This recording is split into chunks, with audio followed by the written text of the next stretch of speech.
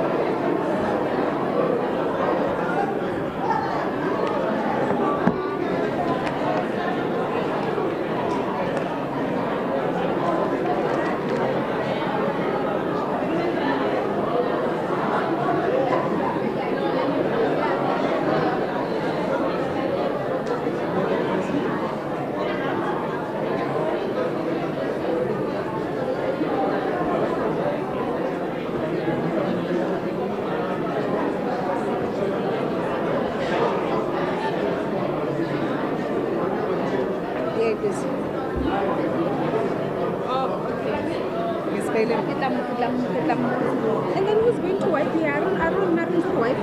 Please try to get it close.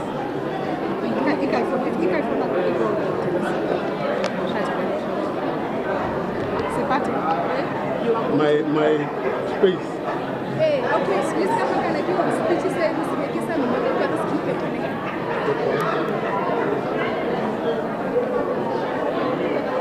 this thing. Okay, about what sound do guys?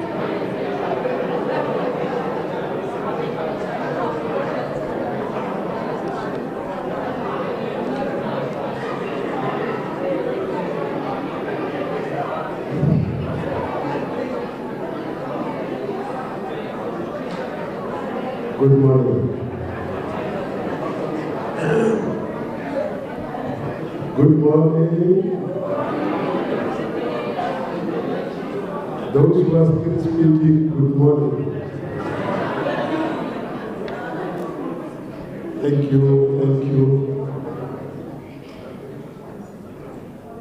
We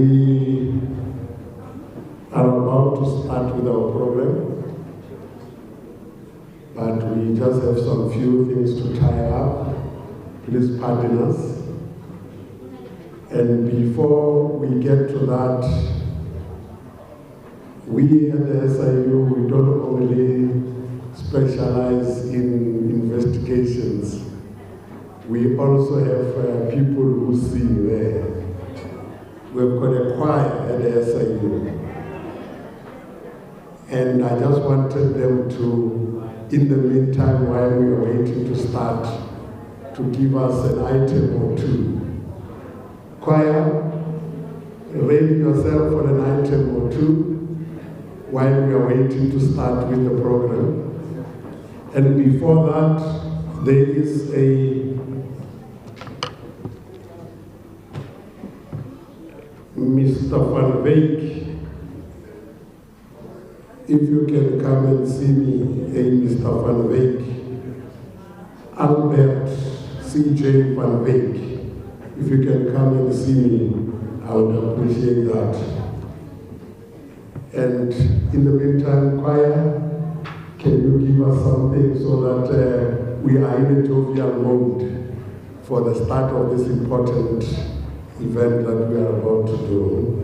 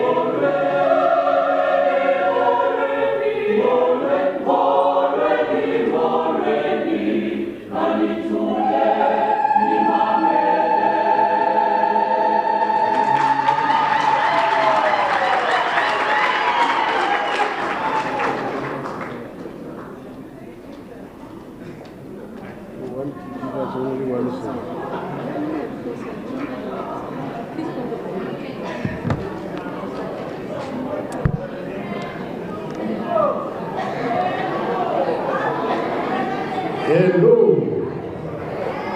Now you know what I was talking about. We have got a choir that can sing very well.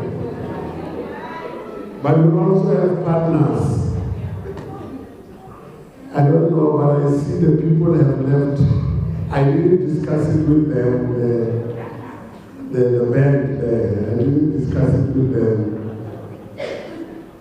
Are you able to give us one dance song there from our partners, the South African Police Band? They are also here. Maybe they can make us dance a little bit.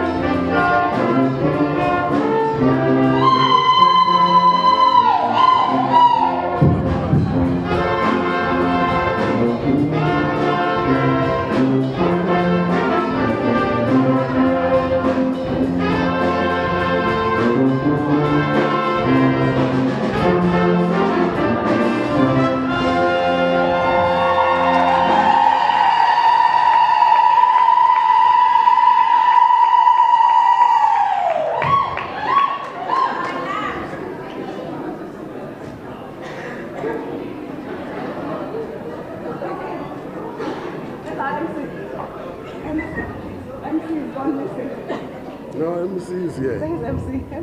Nice, that point. Thank you very much,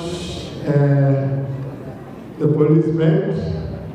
You have put us in the mood to be able to start. We will be starting in a short while.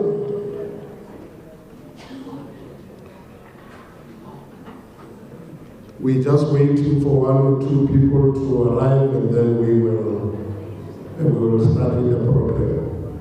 Give us maybe another 10 or so minutes. Thank you.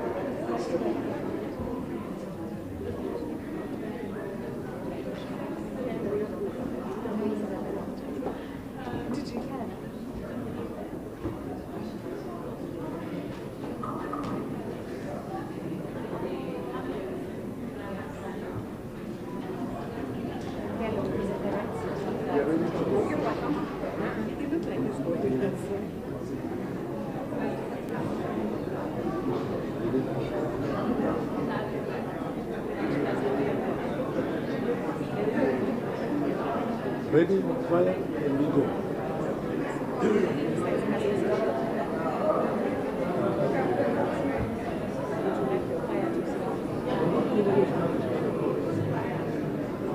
Because I was looking at the program.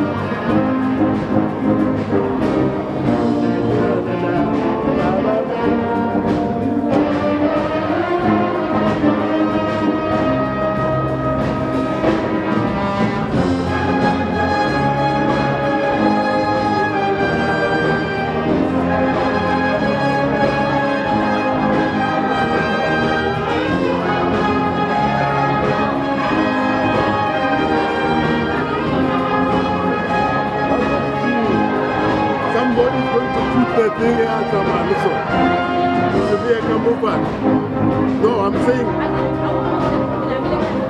where now I'm at home.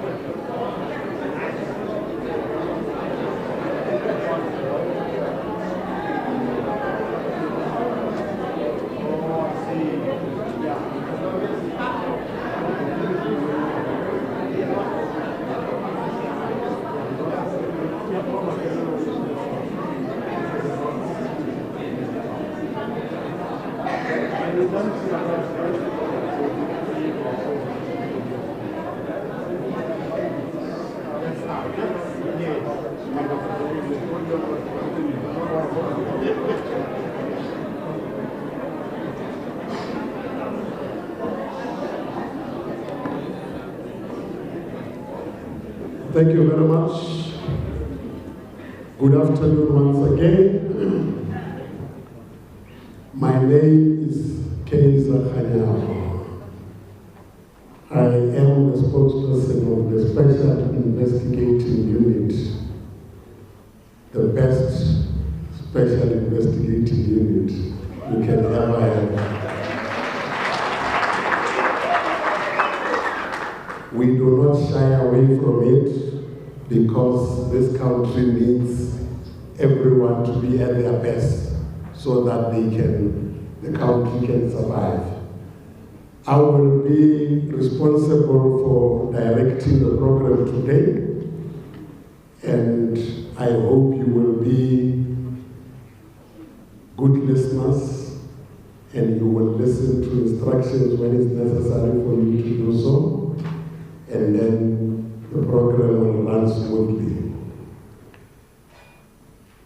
At this point in time, I'm going to request all of you to stand up, be attentive, because people must respect the national anthem of the country.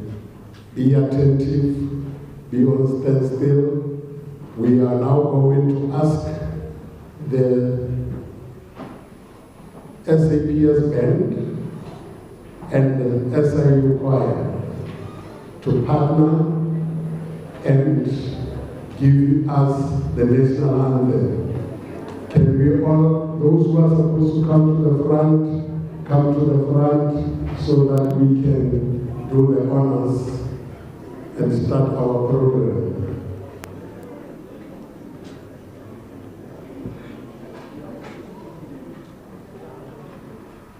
And for the men who are wearing their caps and whatever, can you remove them? But not the police. The police have to wear them because it's a sign of respect that they have to give to the national anthem.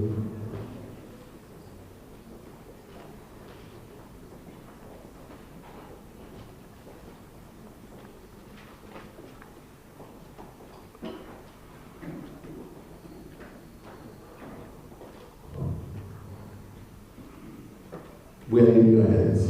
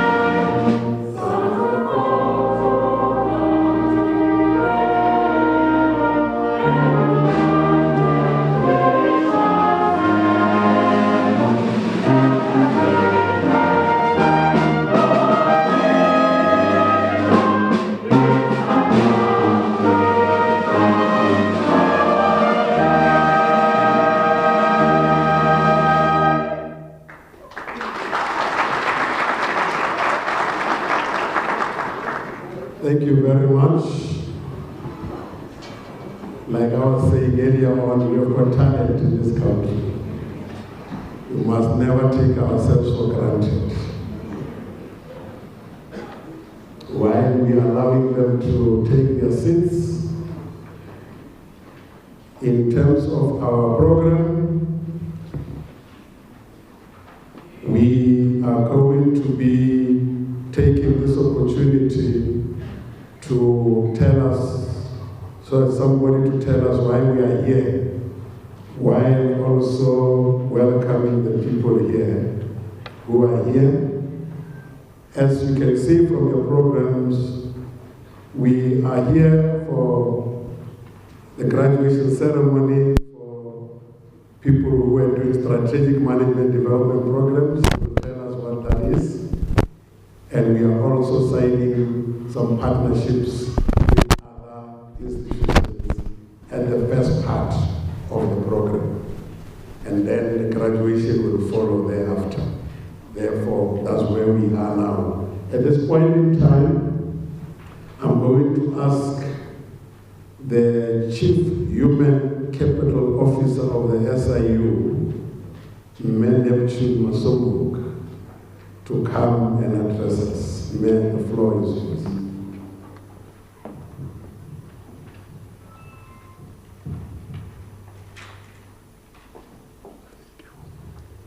Program Director, thank you very much. The Honorable Minister of Justice and Constitutional Development, who will be joining us in a few minutes from now, the Deputy Minister in his absentia, the Director General of the Department of Justice and Constitutional Development, the VC who has honored this invitation from the University of South Africa,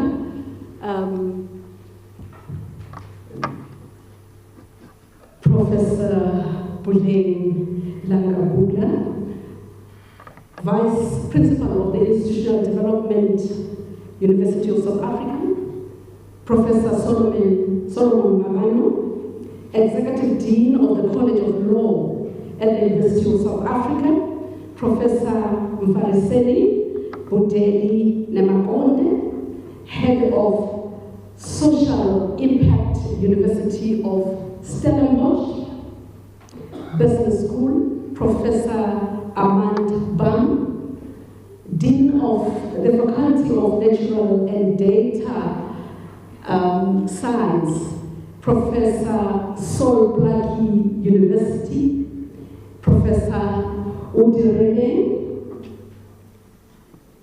Ndwa Iburwa, Senior Director UJ, Mr. Andre Aronson, CEO of the Public Sector Education and Training Authority, Ms.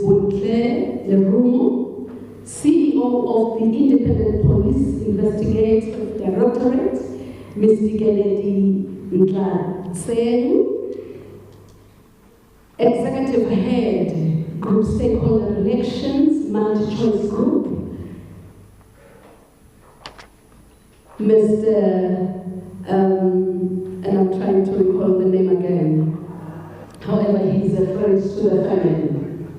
He knows it very well. Our head of the unit, the esteemed representatives from all law enforcement agencies, representatives of other private sector organizations supporting the work of the anti-corruption work, representatives of the civil society, members of various governance committees of the SIU, the executive committee members from both the Special Investigating Unit and the Department of Justice and Constitutional Development, our provincial heads from all over the country, the graduates whom today we are mainly gathered for, their families, friends, the media houses here in presence, we are honored by your presence. Good morning, everyone, and thank you very much for joining us.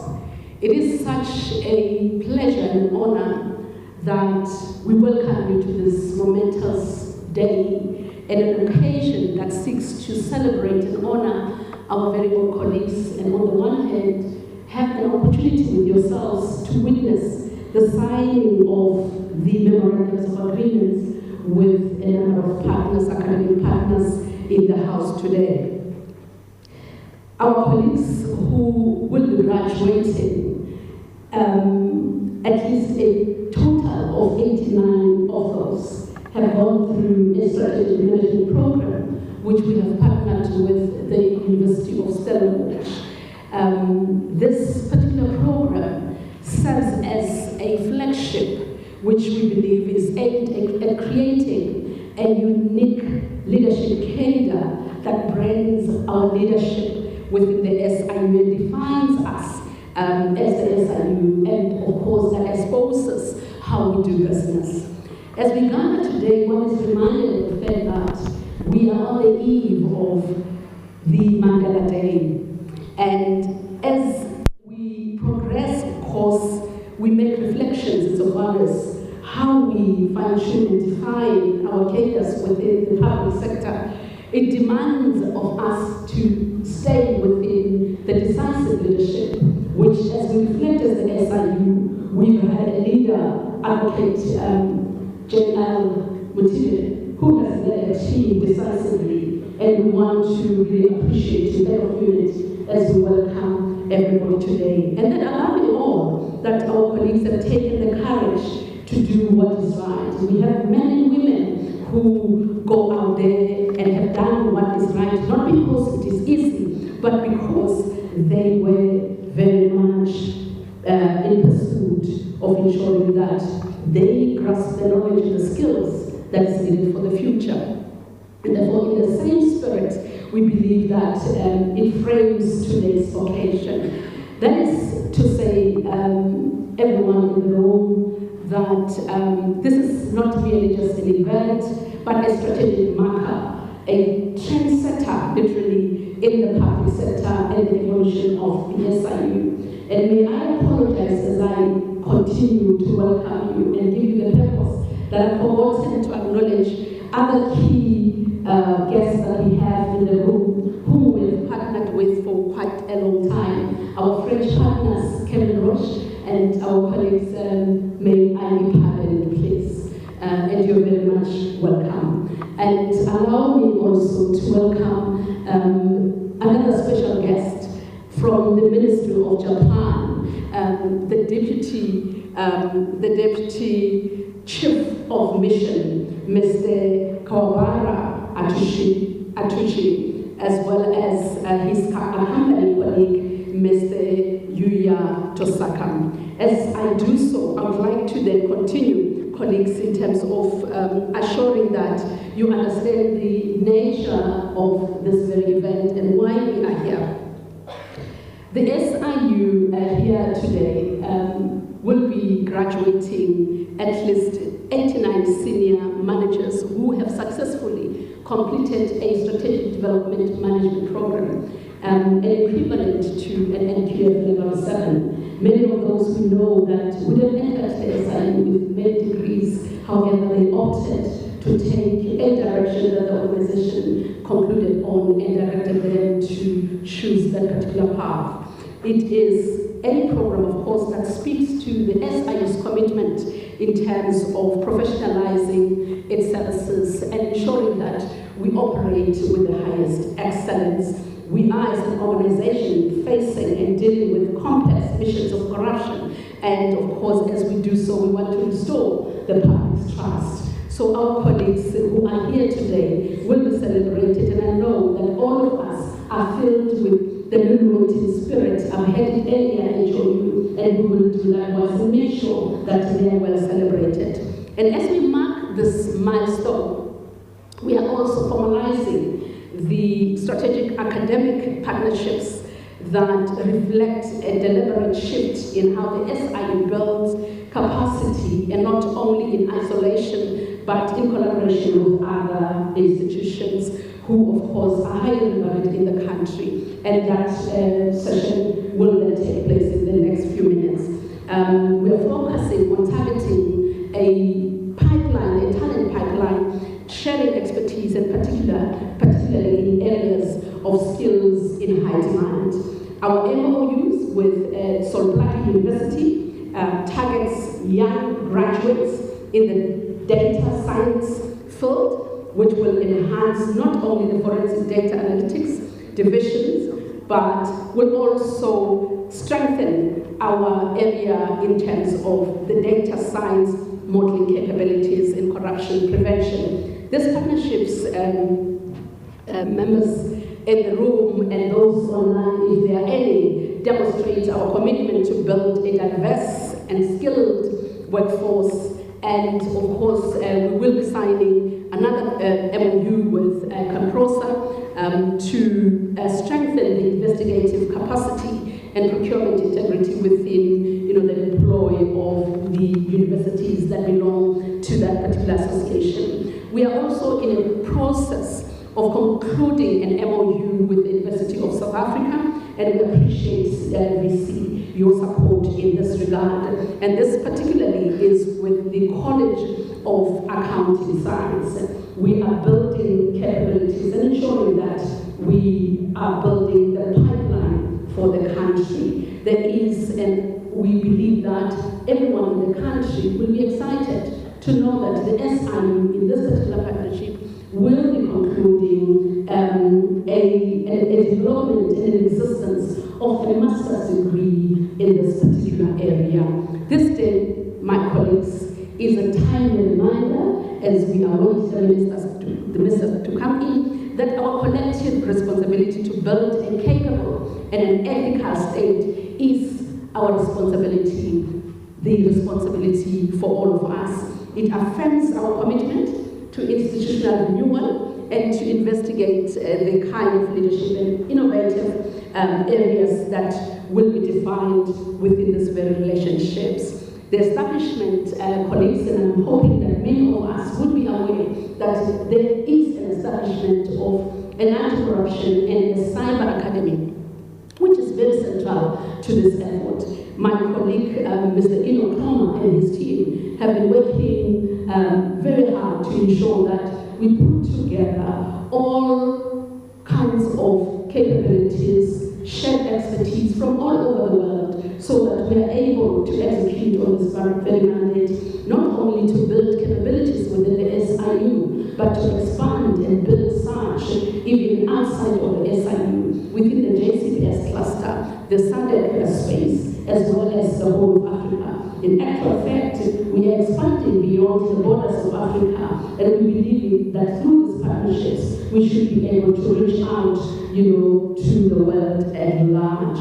We are doing this, of course, to position the organization in the SIU, an organization of this nature, very unique, and an academy that is very unique in the sub-Saharan state, which is positioning itself to ensure that we train with excellence, we equip, we empower a new generation of professionals that will be able to confront complex economic and corruption with precision and integrity. To the graduating team, our senior managers, we offer you our sincere and warmest congratulations.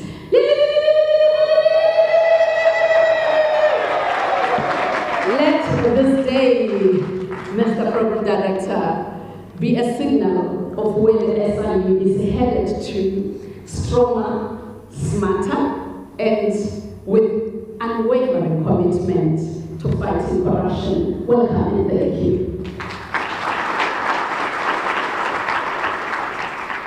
Thank you very much, Member Sobuka, for the kind words. Now I think everybody feels welcome, I hope. Before we're just waiting for the minister to come in, and we will indicate when she's here. While we are waiting, can I ask the health and safety person, because we always have to make sure that we are safe in this building, to tell you where everything is so that we don't have issues. Thank you. Good afternoon, ladies and gentlemen. I'm looking for the Department of Justice. I just want to mention, in case of an emergency, Livingston, together with the rest team of the SIU and SAPS, will be able to assist. As you can see, we've got 4 exits, one to your right, my left, and to my left, your right, and these doors in front. Then we've got 2 assembly points, which is at the northern side, and then the parking area on the southern side. Thank you so much. We feel safe and we know nothing is going to happen. But we know when we're in the aeroplane, every time it leaves, they tell you all of these things. And then you start wondering, are we going to crash? But it has to be done so that we are able to know what to do, because we don't want to tell you when the emergency is here and you don't know where to go. That way, assembly point, the other one this way, and then we can all be safe and we move forward. We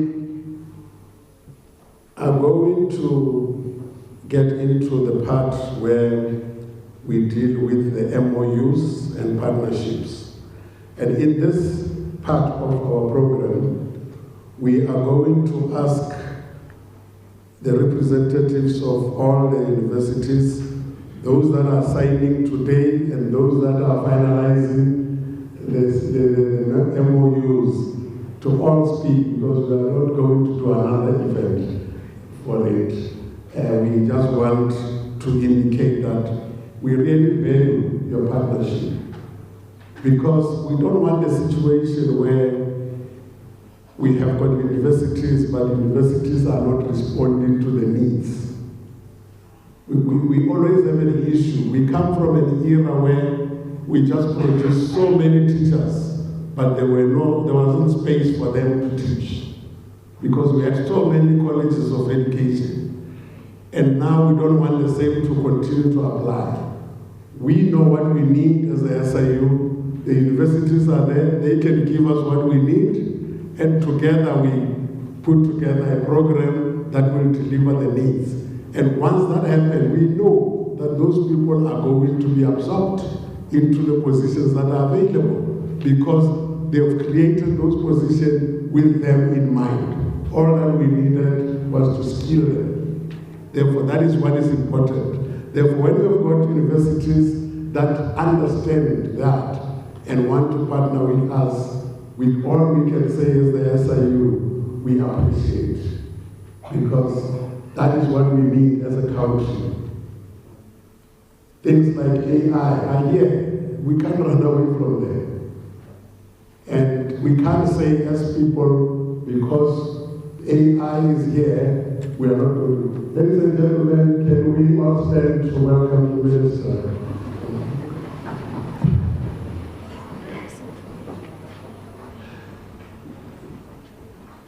Thank you very much. You can all sit. Thank you very much, Minister. You are welcome. You have just arrived at the right time, when I'm going to be calling on stage the universities and organizations that are partnering with us, so that they can speak to us and tell us what these partnerships are all about. 2 of them have finalized the MOUs, 2 of them are finalizing them, and then we will sign them very soon. But all I was saying, Minister, was it gives us hope when we see universities partnering with state institutions to provide the kind of skills that we need as an organization. And that is a clear indication that we are going in the right direction. At this point in time, can I please call to the stage the Dean of Faculty of Natural Science and Data Sciences, Professor Udireleng Ntwaebo. Prof, the stage is yours.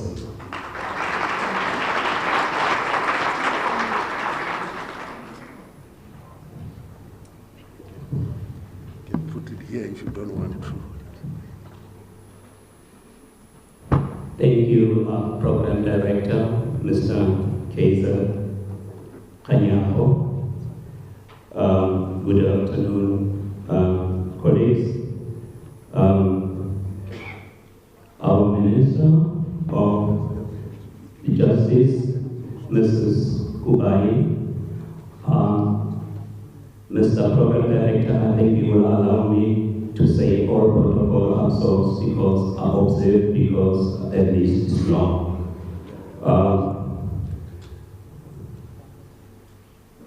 Colleagues, today marks a significant milestone to share commitment of collaborative efforts between SIU and SPU. This journey started last year as a simple consultative meeting with hopeful vision by the SIU to express interest to collaborate with SPU in data analytics. Today we are celebrating a journey from hopeful vision to a tangible reality.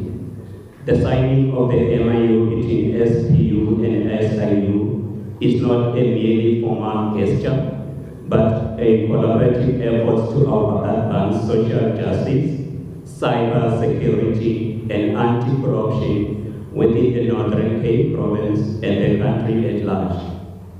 As an academic institution, this partnership reinforces our dedication to producing graduates who are ethically grounded and socially conscious, capable of contributing meaningfully to good governance and accountability.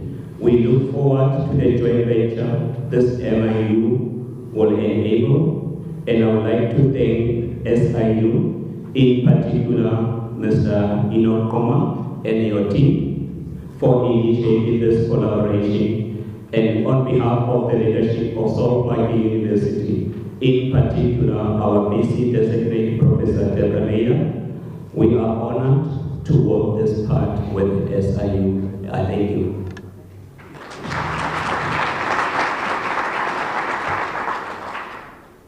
Thank you, Prof.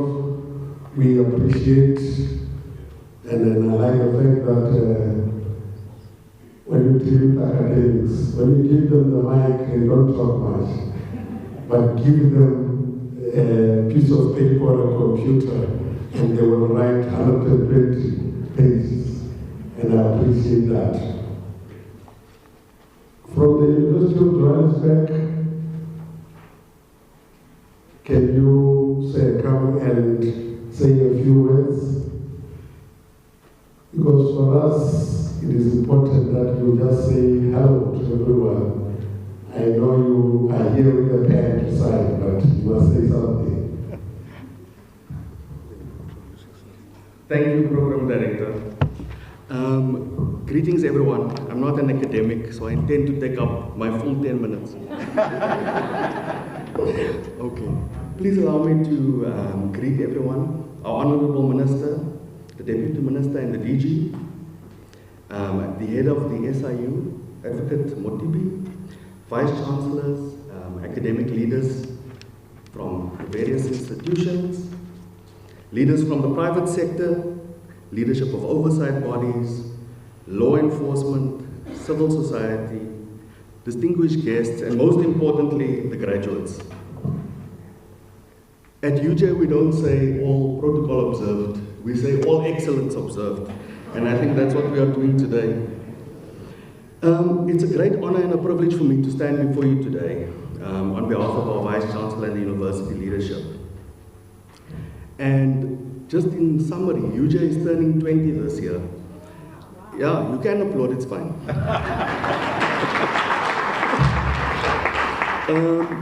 And coinciding with our 20th celebrations, we've also launched a new set of values. And I'm honored and proud to see that we actually share one value with the SIU, which is integrity. So I think you can give us another round of applause.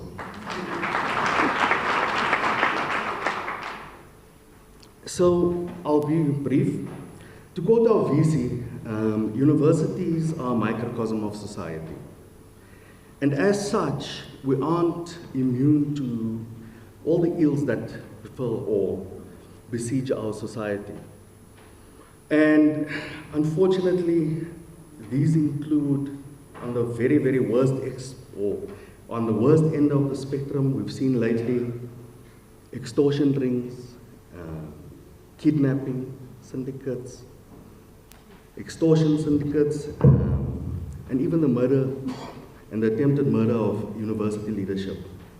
I think on the lower end of the spectrum, we are also prone to theft, vandalism, etc. And also in the medium spectrum, we've also got incidences of fraud, people trying to defund or to defraud vulnerable students and communities. So this worries me because these actors seek to rip the very fabric of our society. And as universities, we pride ourselves on being the very weavers of that very fabric in our society. And we do this, also to borrow from the prof who spoke before me, by creating ethical, uncorruptible leaders and graduates. So to this end, I want to extend our message of support. Whilst we haven't signed yet, we do intend to do so. But let me congratulate the SIU and all the other universities and give them a message of support from the University of Johannesburg for this wonderful initiative. Thank you. Thank you very much. This must be your pen. I'll arrest you. We have got integrity. We don't take the pen. And the police are here.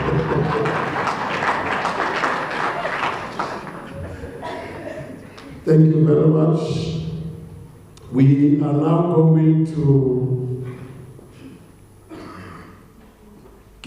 ask the Director of Compliance, Risk and Enforcement Project, Ms. Busisiwe Tsweni, to come and address some Comprosa, who are signing with us today.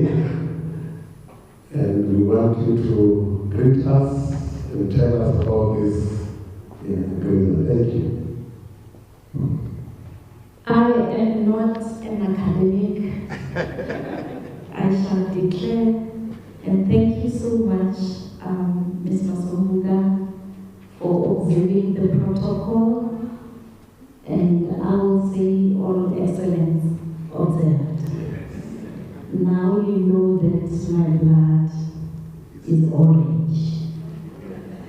I am actually here on behalf of Kemprosa, as a president of Kemprosa.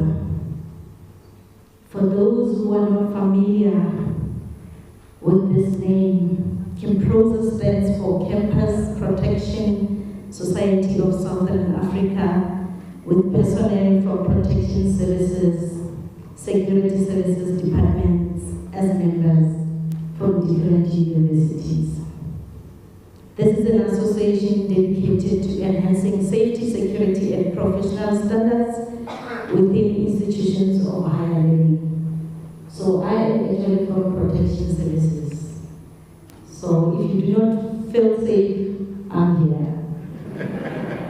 If you feel you need an investigator, I'm here. If there are compliance issues, I'm here. Kemprosa has been in existence for 24 years as a professional body comprising of 24 South African institutions of higher learning and 4 from neighboring countries. Our mission is to foster a secure academic environment by promoting best practices in campus protection, risk management, and investigative professionalism. We envisage future where institutions of higher learning are safe havens where students can learn, live, and play, as a safe space where security and investigative management is not just a reactive measure, but a proactive foundation that enables innovation and growth in progress. objective of Kemprosa are to exchange ideas and knowledge about all facets of campus protection services and related issues, promoting and advancing the professional, scientific, and practical interests of the society's members. It is with great pleasure that I stand before you today as we formalize a significant partnership between Kemprosa and the SIU through this MOU that will be signed today. This collaboration marks a significant step towards enhancing security and investigative capabilities within our institutions of higher learning. In today's rapid evolving world, crime has become increasingly sophisticated, and I know I'm speaking to the converted. Criminals leverage advanced technology, exploit system vulnerabilities, and operate across borders with alarming efficiency. Now, universities also experience the same. If you know more about the crime that's happening in our country, you will know exactly what is happening in universities. And it is for that reason that universities will have to up their game in dealing and managing risk and also delivering investigations. This collaboration is key to the progress. By uniting the expertise of Kemprosa and SIU, we will strengthen institutions' resilience and share cutting-edge methodologies and elevate the standards of security and investigative practice across the academia. We will cultivate a new generation of professional security and investigation experts who are not only technically proficient, but will ensure to address the modern security challenges that the universities and institutions are facing. In addition, the internship opportunities provided under this agreement will ensure that the theoretical knowledge is implemented by hands-on experience, prepare the next generation of security and investigation experts to safeguard our institutions and society at large. As we sign this MOU today, let us reaffirm our dedication in advancing security and investigation education, research, and professional development to ensure a safer and more secure future. One where institutions are fortified against threats and empowered to focus mainly on the core mission, while shaping the minds that will shape the world, and that is our students. As I draw to my conclusion, I think I'm left with 8 minutes. I'm joking. Today we take a decisive step towards realizing this vision by formalizing our partnership with SIU through this MOU. This collaboration could not come at a more critical time. I appreciate your dedication to the SS, to the whole team, especially with Mr. Goma and the team. We really appreciate your support ever since up until now. I look forward to the transformative impact outcome of our collaboration as we ensure the safety of our institutions of higher learning. I thank you.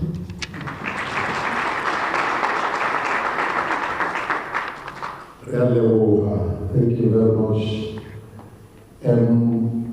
We now have the last person, who is the Vice Chancellor of the University of South Africa, Professor Kwile Lankabula, to come and give us a message of support, but also to say the signature is coming.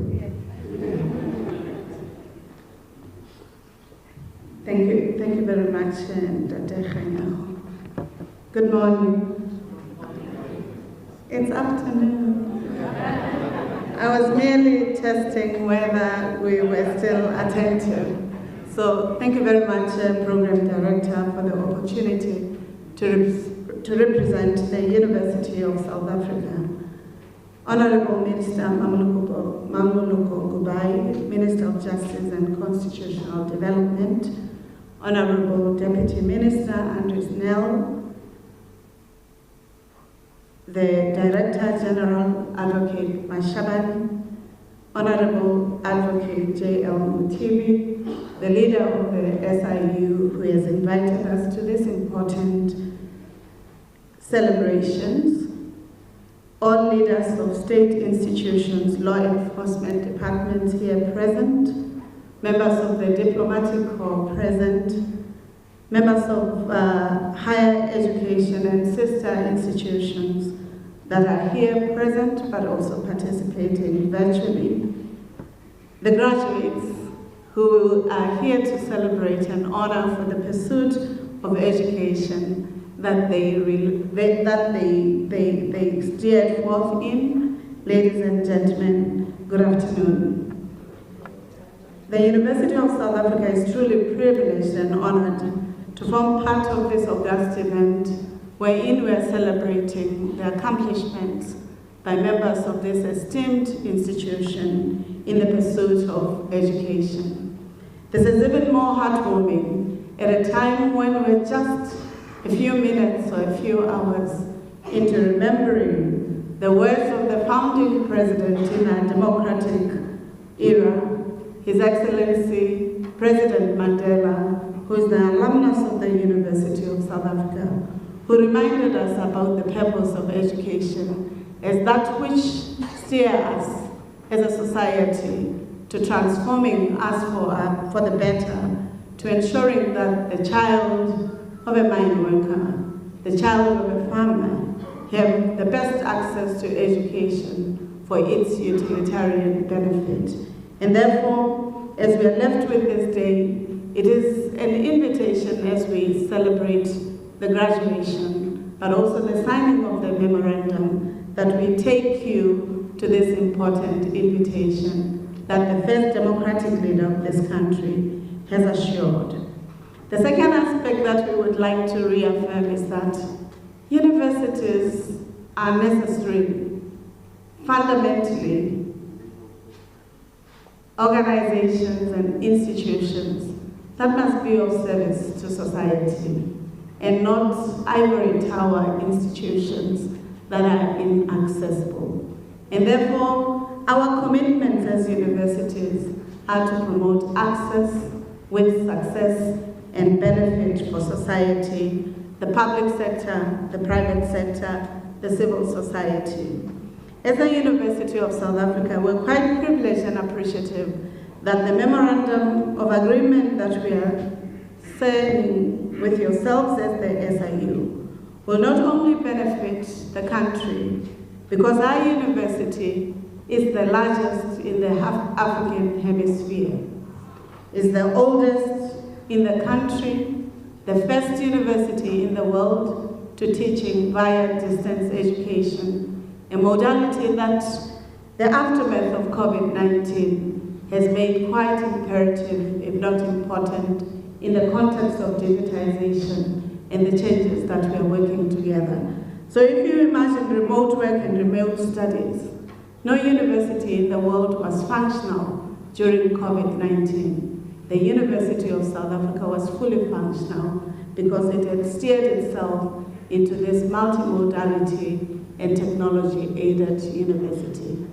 Whether you think of Oxford, Harvard, all the major universities in the world, during the hard lockdowns, they were closed down. UNISA students, UNISA academicians, UNISA professionals and administrative staff were still hands on deck. This implies, colleagues, that the partnership that we're going to forge will invite us as the two institutions to commit to working hard in the improvement of the core business and core agenda of the SIU, as it would be in enhancing the democratic dividend that the laws of the country propel for us. We continue to, therefore, look forward to working with you on financial crime investigation, money laundering, terrorist financing, and asset forfeiture. These are some of the critical study areas that UNISA will be working with the SIU on. Digital investigations, cyber crimes, digital evidence, and online investigation techniques. anti-corruption law and policy, international frameworks, national legislations, as well as implementation of policy processes within our country.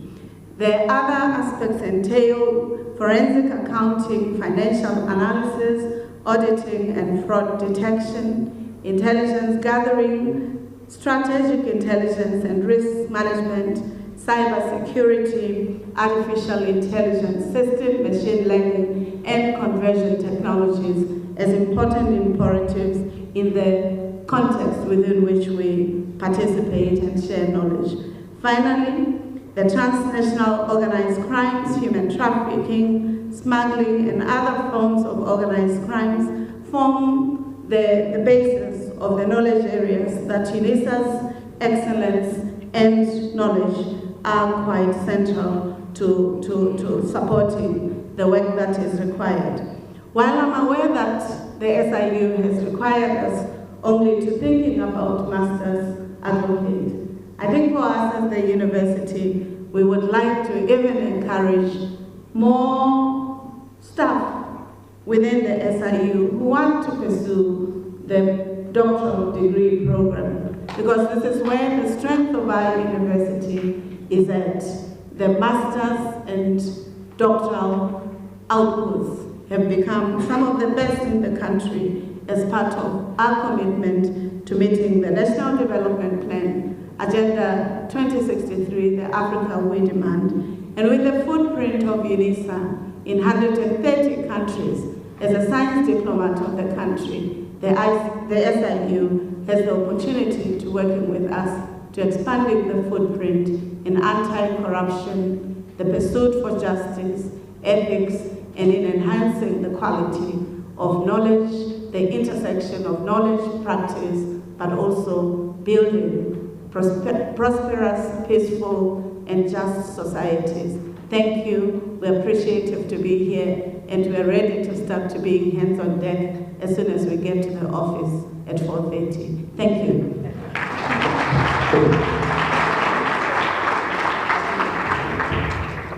We appreciate Prof. We will come. A lot of us at the SIU will come for the doctorate. We are now at the point where we are going to sign the MOUs. We are going to make it very quick. I know in terms of the law, you must initiate each and every page and all of that. We are not going to do that. We will go to the last page and sign. We will then initiate later. So that you don't sit here for a long time. At this point, we're starting with the sort of liking. I like the abbreviation of the university. The SIU is signing the SPU. It rhymes. We are the first ones to come and do that. Advocate Matilde, you will take your seat. And then the representative from the university. And Advocate Matilde is not going to leave the seat until all of them are done, so that we do that. And my event, can you, while they are doing the signing, give us something to celebrate this moment? But don't make it too loud.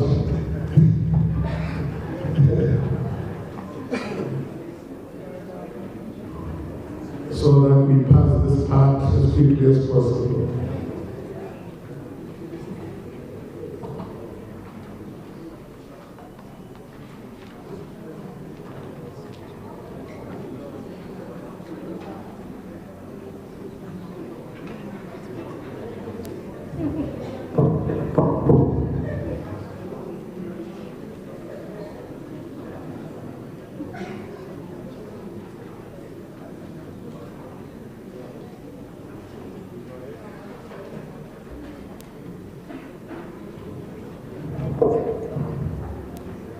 You can play anytime. Yeah.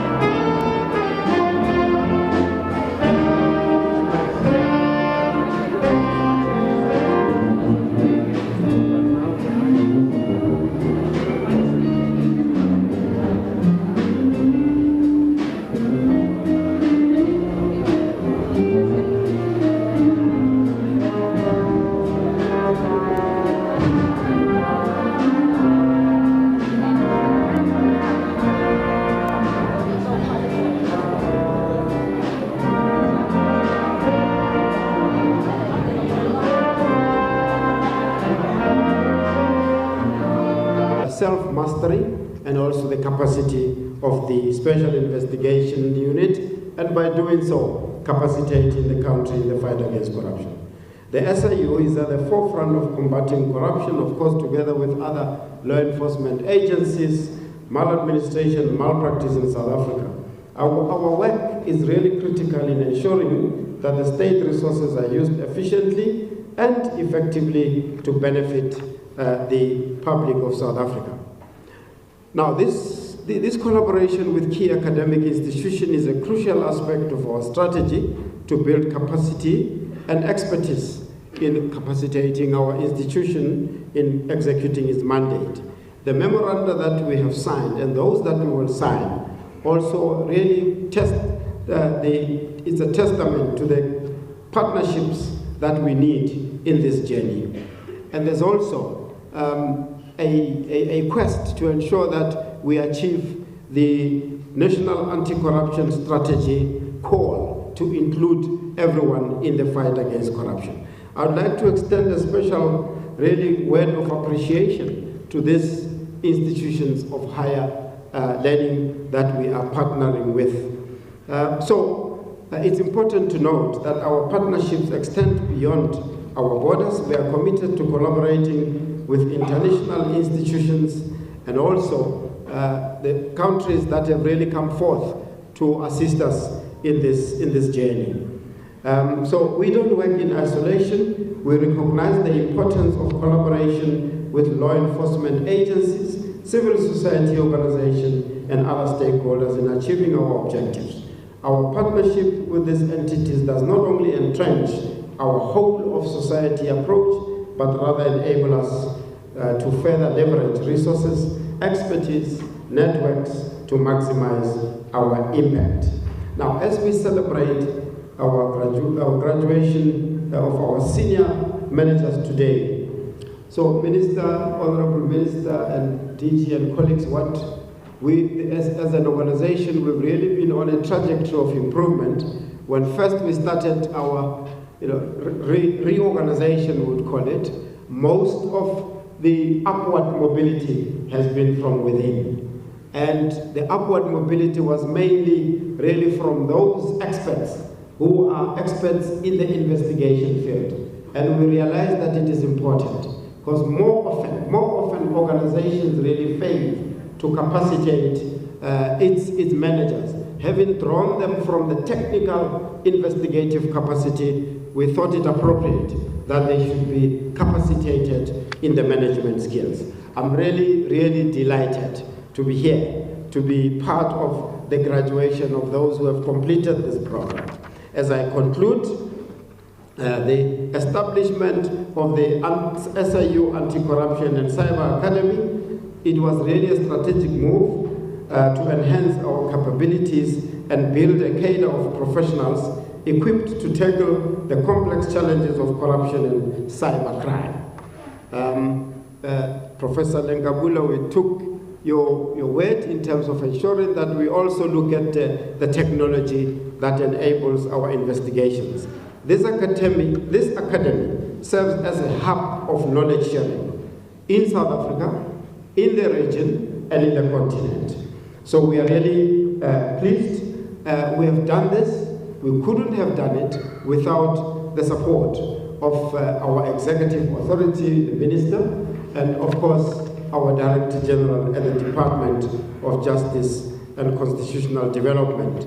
And I really want to acknowledge the leadership of our Chief Human Capital Officer, whom you have been here in spearheading all of this towards the establishment of the SIU Anti-Corruption and Cyber Academy, and Mr. Koma, who is in the room, and of course the whole team. We are really pleased that we could contribute to this knowledge area. So I would like to really thank you all for coming. In particular, really thank our Honorable Minister. Minister, we really appreciate that in your valuable time, this is probably also as valuable as it is, but you have really, really come and excused yourself from a very valuable interaction in the National Assembly. We really appreciate. Thank you very much.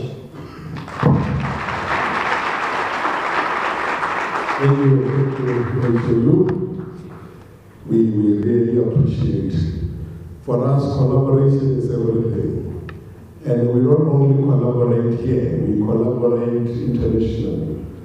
And as we speak, Advocate Mutibi is the chair of the G20 Anti-Corruption Working Group.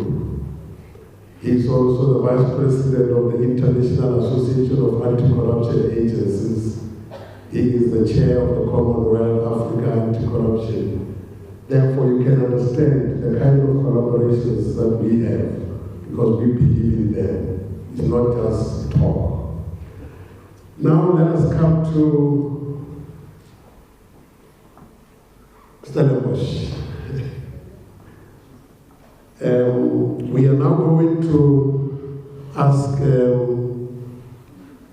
Professor Ahmad Bam to come, who is the head of social impact Stellenbosch Business School, to come and address us. And by the way, my brother is your chancellor, you must be careful.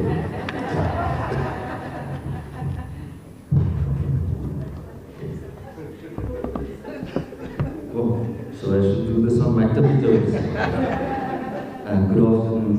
Allow me to follow protocol and greet those present, and in the absence, in line with the program that has been shared, Honorable Ms. Kubai, Minister of Justice and Constitutional Development, Honorable Mr. Nau, Deputy Minister of Justice and Constitutional Development, Advocate Mutibi, Head of the Special Investigating Unit, Ms. Mosunguka, Chief Human Capital Officer at the SIU, members of the Diplomatic Corps, institutional colleagues, Professor Tuaborwa, Professor Lenkabula, Dr. Elavata, Dr. Ministerial, Ms. Mintwena. Mr. Ganyago, Program Director and Master of Ceremonies, esteemed colleagues from the SIU and Department of Justice, partners from Stellenbosch Business School Executive Development, program graduates, distinguished guests, ladies and gentlemen.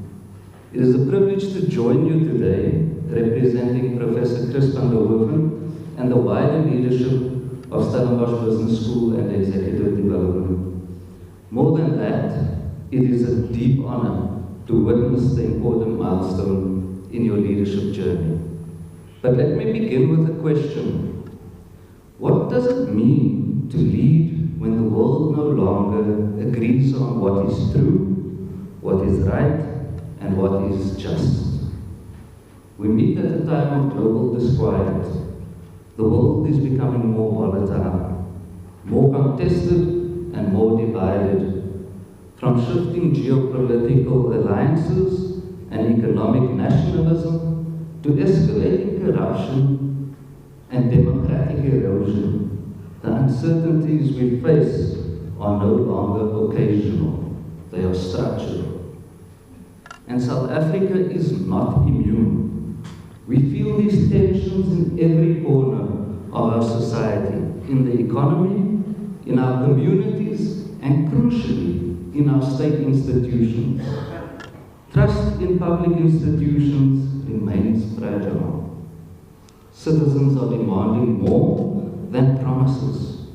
They are demanding transparency, accountability, and justice, and rightly so. This is where your role as graduates now remains vital. The Strategic Management Development Program was not merely a skills course or management program. It offers a response to moments like these. It equipped you to lead in systems that are complex, often fragmented, and at times hostile to change. It asked you not to just learn frameworks, but to live values. Throughout the program, you grappled with issues of digital disruption, the application of design thinking, safeguarding public finance, workforce transformation and governance. But perhaps most importantly, you were invited to reflect on the ethics of decision making, to lead not only with effectiveness, but with integrity. And this is where I briefly turn to the Greek philosopher Aristotle, who propositions, and we can proposition from what it is that he says, what true leadership is: a practice of virtue, underpinned by 4 dimensions. Firstly, ethos, the credibility of one's character. This is not just about qualifications or the titles that you hold. Ethos is built every day in how consistently you follow through on your word, how fairly you treat others, and how you behave when no one is watching. In the public sector, it's what gives people the confidence to trust your judgment, even when your decisions are unpopular. Secondly, pathos, the ability to empathize and inspire. Leadership is not only rational, it is relational. Pathos is the capacity to feel what others feel, to connect to their fears, their hopes, their frustrations. It's what allows you to lead people and not just manage systems. It's what turns a directive into a shared commitment. Thirdly, I want to draw your attention to logos, the logic of sound judgment. Logos calls on you to be rational and analytical, to weigh evidence, to test assumptions, and make decisions that are defensible. In an environment where poor reasoning can have public consequences, and not only public consequences, consequences for yourselves, logos is what ensures your decisions stand up to scrutiny, not only in judicial courts, but in the court of public opinion. And ultimately, phronesis, practical wisdom, or what we might call ethical discernment in context. Phronesis is the bridge between principle and practice. It's knowing how to do the right thing when the rules collide, when time is short and pressures are high. It's the ability to read the room, to sense what is actually at stake, and act with integrity even when the answer isn't clear. In the SIU, phronesis is what separates the procedural from what is principled. Aristotle didn't imagine a world of forensic audits or procurement scandals, but he understood something we still struggle with today, that power without wisdom becomes force, and action without virtue becomes harm.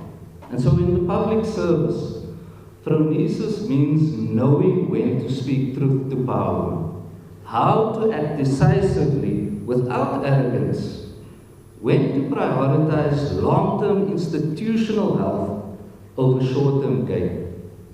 It's the kind of wisdom that South Africa desperately needs, and that you as graduates are now called to embody.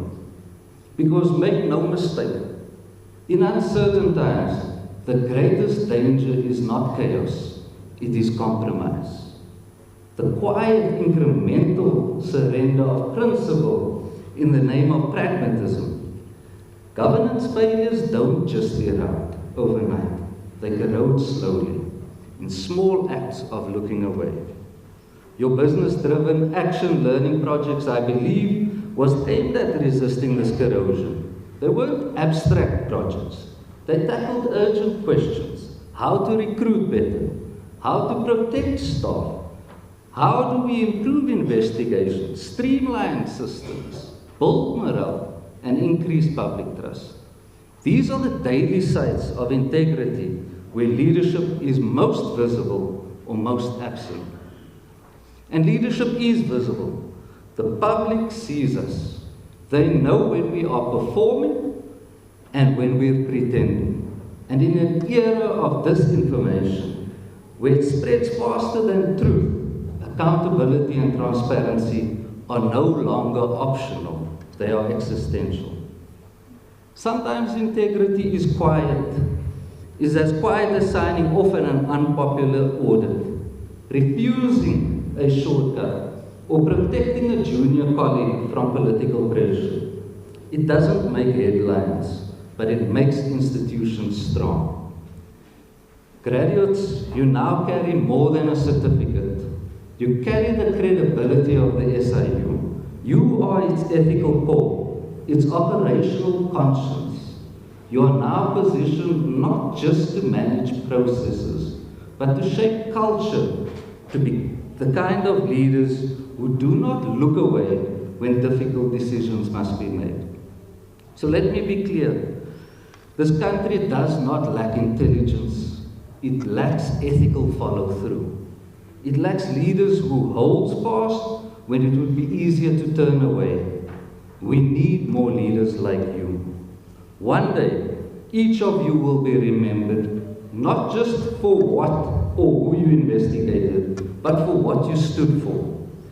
Will your name be associated with quiet courage or comfortable complicity?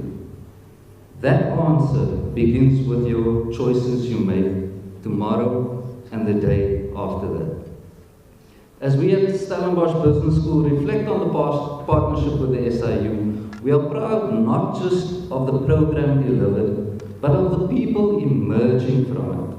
Because at the end of the day, governance is not built by policies alone. It is built by people like you, choosing integrity in 1,000 daily moments. So go forward from here with clarity, with conscience, and with courage. Choose to be the kind of leader who does not flinch when integrity costs something.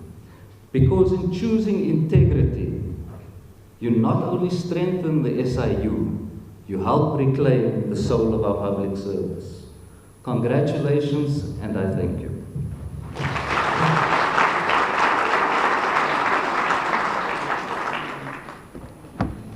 Thank you very much, Prof. inspiring message. And I hope that the graduates have had the choices you're making tomorrow and going forward to determine who you are and how you will be remembered. We now going to call upon SBS Executive Development Faculty Member Dr. Tsebo Itsele to address us. We reduce your time to 10 minutes. Thank you, Mr. Kanyaho. I hope I live up to that, to the expectation of being an academic about this. Ladies and gentlemen, can I just ask that we give a round of applause to the 89 graduates today. Thank you.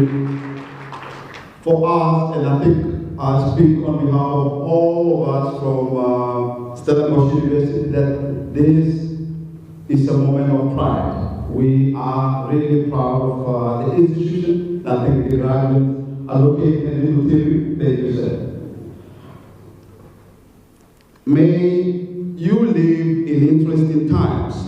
This ancient proverb, made popular by Robert F. Kennedy, has long been interpreted as both a curse and a challenge, a paradox that speaks profoundly to our present moment. For we here in South Africa, and particularly within our security and justice cluster, indeed live in interesting times, times that test our institutions, our values, and most critically, our leadership. Program Director, Mr. Kanyaho, the Honorable Minister of Justice and Constitutional Development, Ms. Mamluku Kubai, your Director General, Dr. Mashavali, and your Deputy in absentia, heads of Chapter 9 institutions, heads and executive management of the Special Investigating Unit, fellow members of the Security and Justice Cluster, Vice Chancellors of various universities present, most notably Dr. Ngagula, our graduating senior managers, esteemed guests, members of the media, ladies and gentlemen, and the members of the diplomatic corps present here today. I greet you all with humility and deep respect.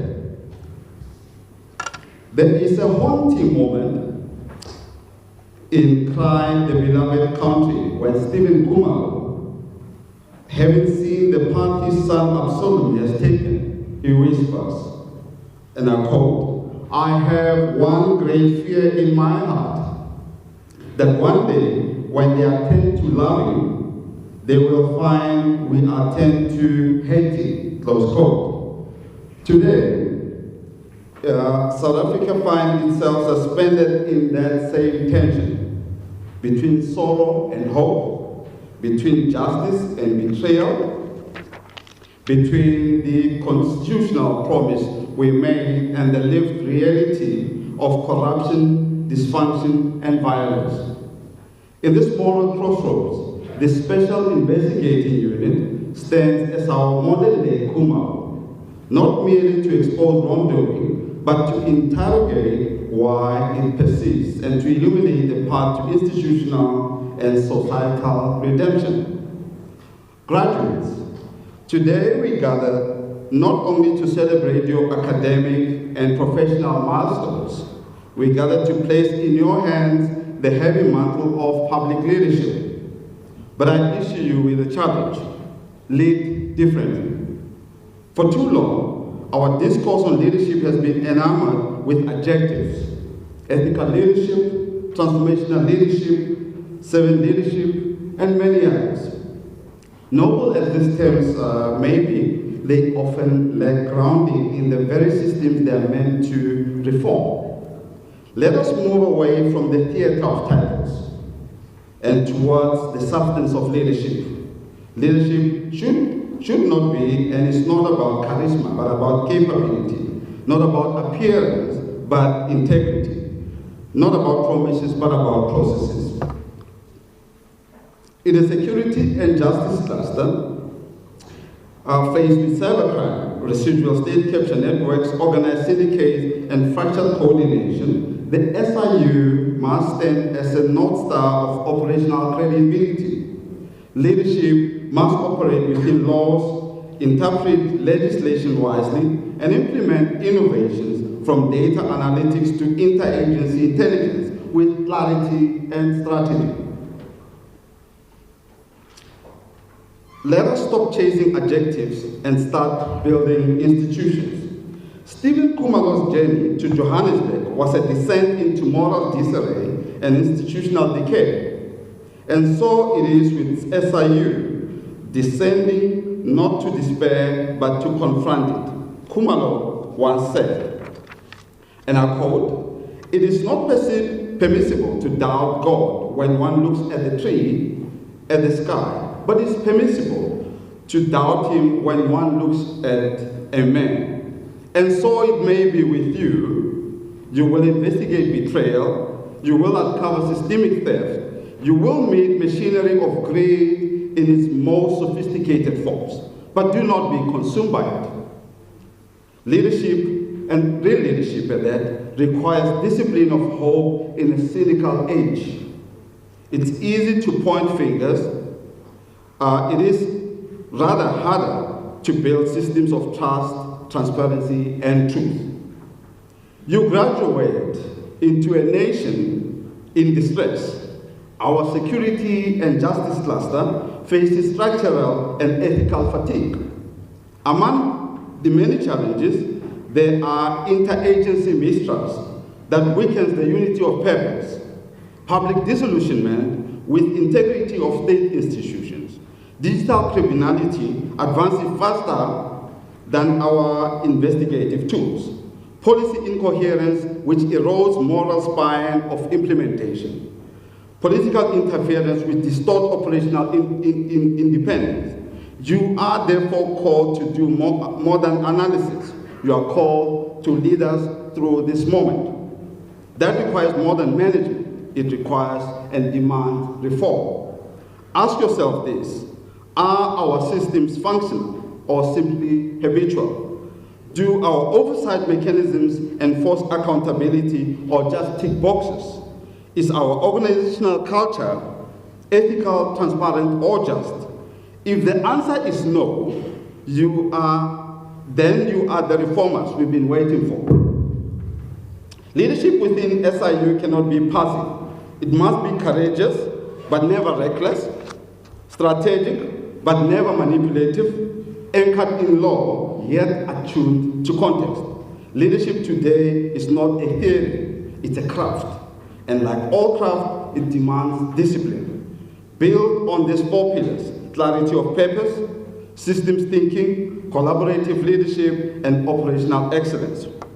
Alan Paton ends his novel not with a resolution, but with a warning. And I quote, "Cry the beloved country, for the unborn child is the inheritor of our fear," close quote. If fear is our inheritance, then courage be our offering. You, as senior leadership of the SIU, hold the tools not only to investigate the past, but to invent a better future. The next generation will not judge us merely by the corruption we failed to stop. They will judge us by the institutions we failed to lead. As I conclude, let this not be just a graduation, but a consecration. Not a closing ceremony, but a commission. Let us move beyond decorative labels. Let us return to the practice of leadership as a structured, humble, and resilient craft. South Africa still cries, but not without hope. To you, our newly graduated senior leaders, may your leadership not only hold the past accountable, but may it also shape the future with a vision, with courage, with uncompromising integrity. I thank you.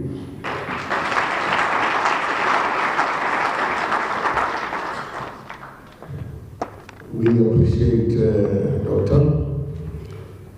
We are now almost getting to the end of the first part, where we are going to ask the Director General of the Department of Justice and Constitutional Development, Advocate Dr. Moshabale, to introduce our keynote address. Thank you. Thank you very much, Director. Ladies and gentlemen, may I ask, before I proceed, that colleagues come slightly down and occupy the seats in front of you. Just at the back there, and on my extreme right, if you may please, just come down and occupy the seat in front of you.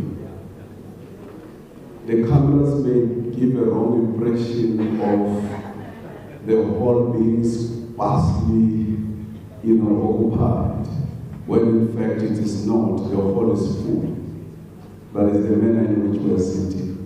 May I please request that we do that?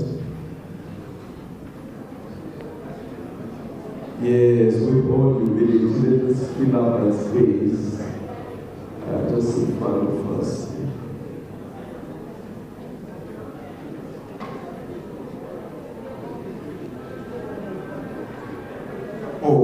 Or is graduate who is supposed to sit there? Yeah. Oh, okay. All right. So 89 graduates from the same program. Okay. All right. They passed all of them. Oh, okay. No, you understand, for all the programs I've attended in my life, I'm in the same program. We've never been more than 30 graduating. So this is a big achievement to have a class of 89 graduating on the same program. Thank you very much. Ladies and gentlemen, I have the distinct honor to come here to just play a quick short role, which will be to invite the keynote speaker. Just also maybe just to start with this point, we have a responsibility to explain to you. The program director may not have explained or saying we're waiting for the minister. We were not waiting for the minister because the minister was late, but because the minister was at work somewhere, in particular Cape Town, and the minister has to get here. And that can only speak about the importance and the auspiciousness of this occasion, that the minister had to find herself between the two places and finally get this. It's very important that we clarify that part is a very difficult time for us in public service. You are in academia, and when you leave here, go write articles about public service leaders who don't respect time, make us to wait. So I have to be careful even about what I say here, because tomorrow you may write about me in a journal. But ladies and gentlemen, the keynote speaker, the minister, a member of cabinet responsible for justice and constitutional development. The minister has served in several portfolios in the National Executive. Okay, so you're kicking out those who are not graduates now.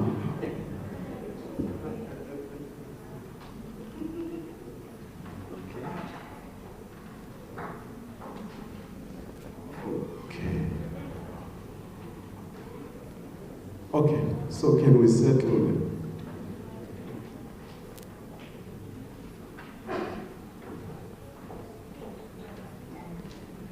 Okay, ladies and gentlemen, you will have noted that I didn't say the minister is a minister of justice and constitutional development. I said it's a minister for justice and constitutional development. I'm saying that because of these papers that are being released by lawyers going to court and all this thing about this right section of the Constitution or not. So I have to be very careful lest I receive letters from attorneys.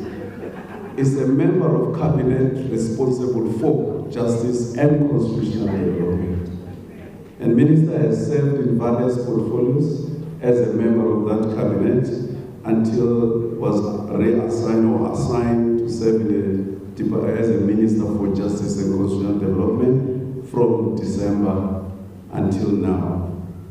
The minister has distinguished herself in all the different roles, and now is a leader not only for the department but for the cluster and a leader in our nation.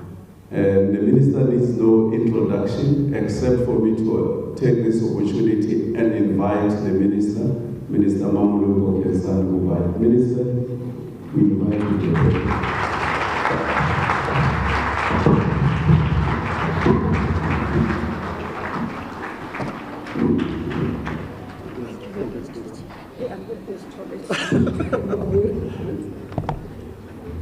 Thank you very much, Mr. Seated. Thank you very much, Director General Advocate Mashaban, who is the Director General responsible for the Department of Justice and Constitutional Development. Thank you, Program Director. It has been wonderful to be here. Nakimitsa Brakes, I hope you will forgive me. I worked with him, I was his, amongst other portfolios. When I was the Executive Authority in Communications, he was in SABC. So as they said, I've been in other portfolios. Acknowledging the head of SIU, Advocate Mutili, and the entire leadership of the SIU. Acknowledging UNISA Vice Chancellor, Prof. Uleng Lengabule. Thank you very much, VC, for being here and supporting us. So, Blackie Dean, Faculty of Natural and Data Science, Prof. Udirileng Ndwayaborwa, University of Johannesburg Chief Operating Officer, Dr. Mpoti Ralebata, Kambrosa, Director of Compliance, Risk and Enforcement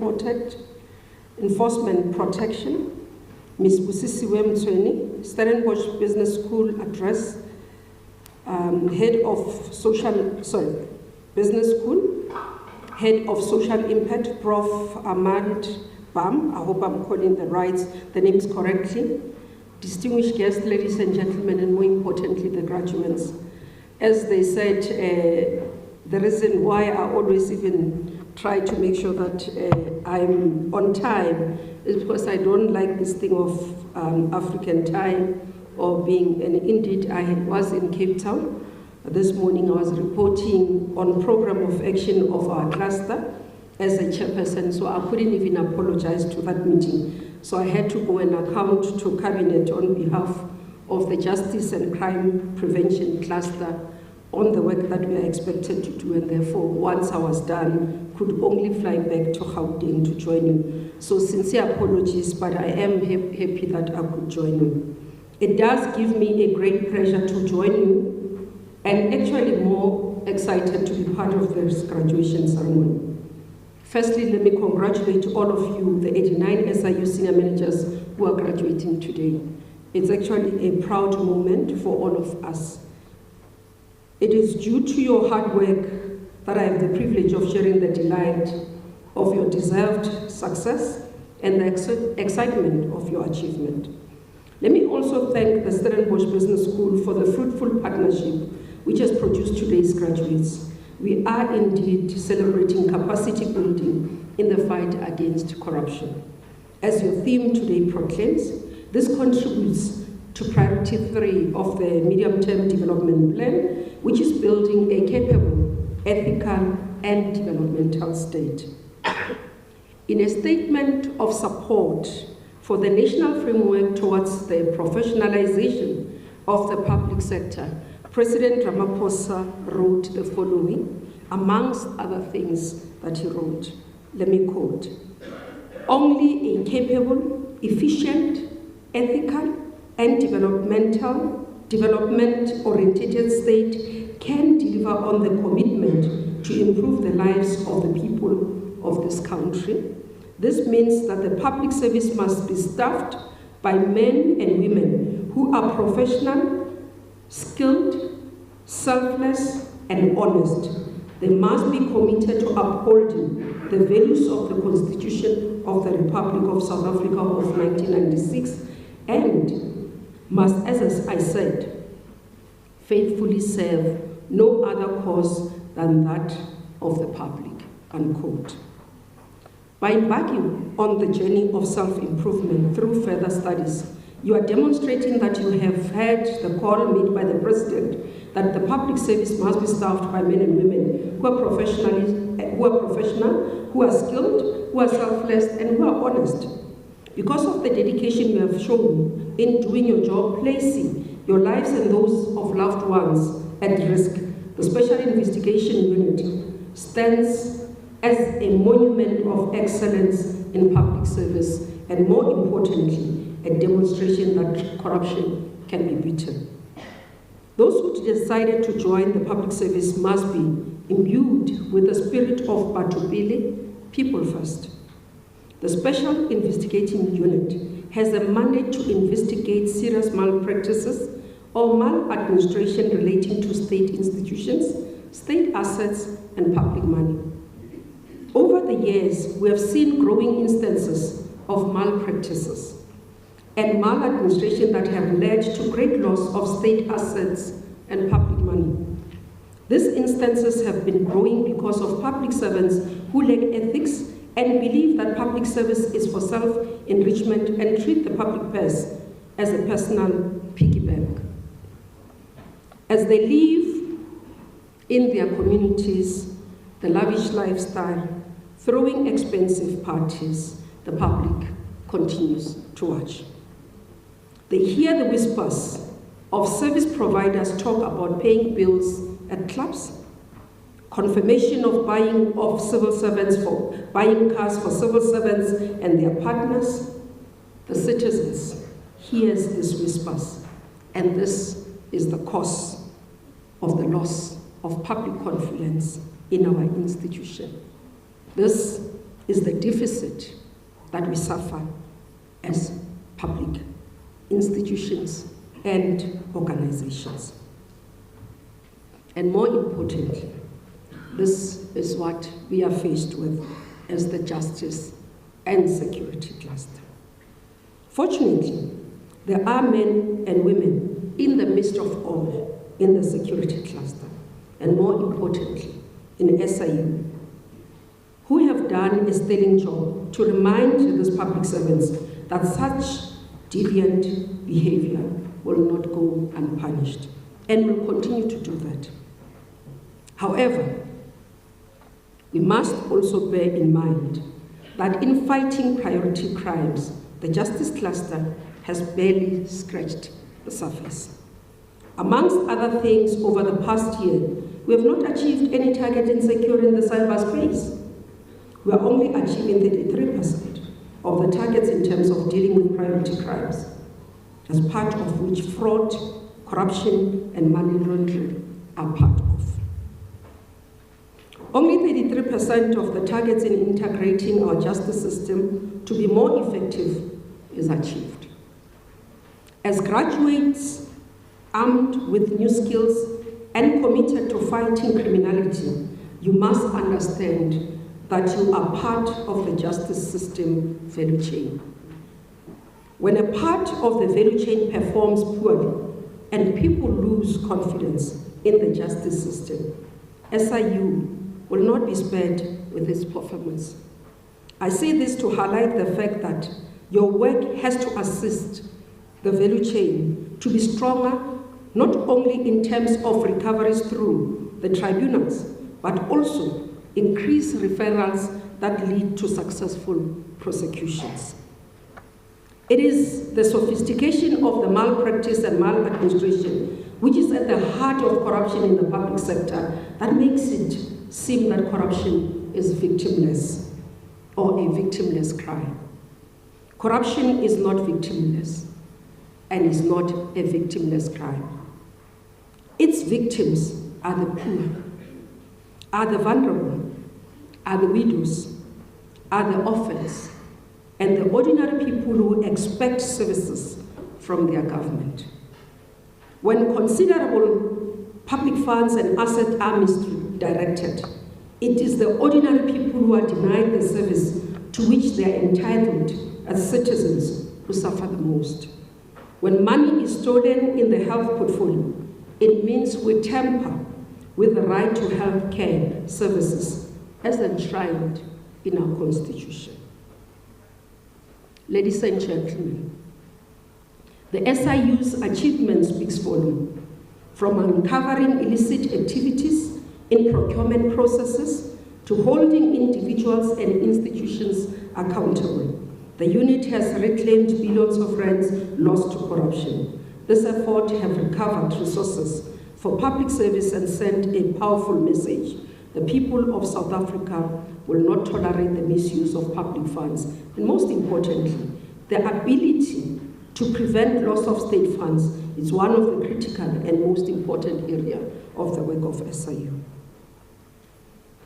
Advocate Mutiba was pleased to learn that today's events and seeing here was to feature the signing of the 2 Memorandum of Understanding and the intention to sign later with the other 2 with renowned institutions of higher learning, solidifying the SIU's commitment to collaborative efforts in combating corruption and financial crimes. And seeing the work that is reflected in terms of between SIU and UNISA, looking at the master's qualification in forensic auditing and anti-corruption, targeting law enforcement agencies within this continent. This is one of the greatest, I can say, and gives hope, because forensic auditing and investigation is one of the most critical parts that would assist us to fight corruption. The work that is done with Solblaki University Data Science faculty to strengthen market data analytics and forensic data analysis capabilities is critical in the work that we are doing. So I particularly paid attention in what are we signing the agreements on. Are they going to add value, or is just one of those MOUs? I would have stopped you, and if it was not very valuable, I would have avoided fullness and wasteful expenditure. But it is encouraging. And seeing the partnership with the University of Johannesburg for talent pipeline development in identified fields of studies. By the way, Prof, that's my university. I'm a current candidate, PhD candidate there. I'm battling to finish it, but I hope I will.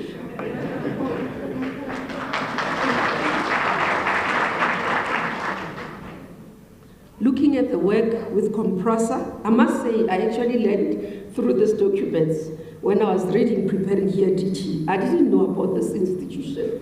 So it's quite important. And seeing for training security personnel in public universities, enhancing investigative capabilities. I was also thinking that maybe we can steal the partnership as well, extend to the work that we do with our courts, because it's quite important. So you are leading, you are showing the way, we'll take through. It's on behalf of the portfolio. So I think this is quite important. I emphasize this partnership so that, and the MOUs, SIU team, so that we understand that these fields are critical in your work, but also for the entirety of the justice system. The diversity of skills covered by these partnerships is a clear demonstration how sophisticated corruption has become. An investigator in today's world has to be a highly trained and specialized individual in order to be effective.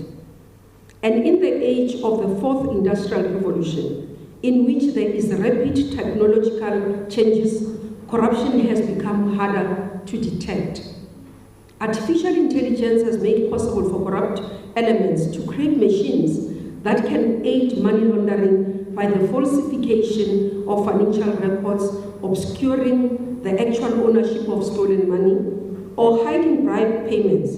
Trained with malicious intent, AI can clone cyber profiles in a system with the aim of infiltrating and manipulating a system to corruptly benefit its designers.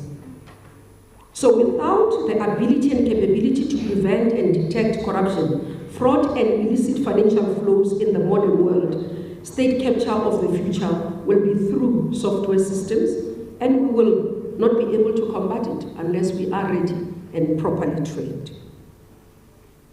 As I said, ladies and gentlemen, we live in a world where cross-border corruption and illicit financial flows has become a norm. Because information and communication technologies we are living in are interconnected. World corruption and fraud have become borderless. So the interlink between us and other countries, but individuals who can access bank accounts from remote outside the country, puts other challenges in front of us. The crimes that could easily be investigated and finalized in a localized geographical area in the world, it has gone, and have been taken over by international format, which is both complicated and complex to investigate. This means that an investigator does not only have to understand the behavior of criminals in the country in which they live. He or she has to understand how criminals around the world behave. In a world where it is no longer easy to distinguish between the corruptor and the corrupted, the stumbling block in combating corruption might seem insurmountable, but with suitably skilled investigators, all corruptions can be unraveled with all its intricacies. This means that combating corruption will demand even greater innovation, resilience, and collaboration. The fight against corruption is not the government's responsibility alone, but it requires collective action across all sectors of society. Let us work together to deter and punish corrupt acts and prevent them by enhancing governance systems and promoting a culture of integrity. The SIU stands as a beacon of hope and remind that though sometimes delayed, justice is never denied. That's why we must welcome the President's decision to establish a judicial commission of inquiry, because those of us and the institutions we lead who are part of fighting crime and corruption must never be found wanting, but must all be held accountable in a transparent manner. We will support the Matlanga Commission and will ensure that it is successful. Let me conclude with the prescient words of our icon Nelson Mandela in his speech at the graduation ceremony at Damelin Business College back in 1997, when he said, I quote, "May I urge our graduates here to regard the achievements we are making tonight not as the end, but rather as the beginning of a continuous process of learning. We are in an age in which revolutionary technological changes will continuously transform the workplace and drastically alter the factors that determine success or failure, victory or defeat, and even survival of enterprises," unquote. These words, just as relevant today as when they were spoken. The technological changes today are more rapid than 28 years ago. And these changes have made more impact to the world of work than we ever anticipated. I'm simply trying to say that as you graduate today, your learning journey does not end here. This is the beginning. Because in today's world, the most important asset to possess is the ability to learn. Let us congratulate all of you as graduates, and most importantly, congratulate SIU as an organization for this greatest milestone. I stand here as a proud minister, the executive authority of SIU, to be part of the success and to see this beacon of hope continue to shine in the light inside darkness. Thank you very much.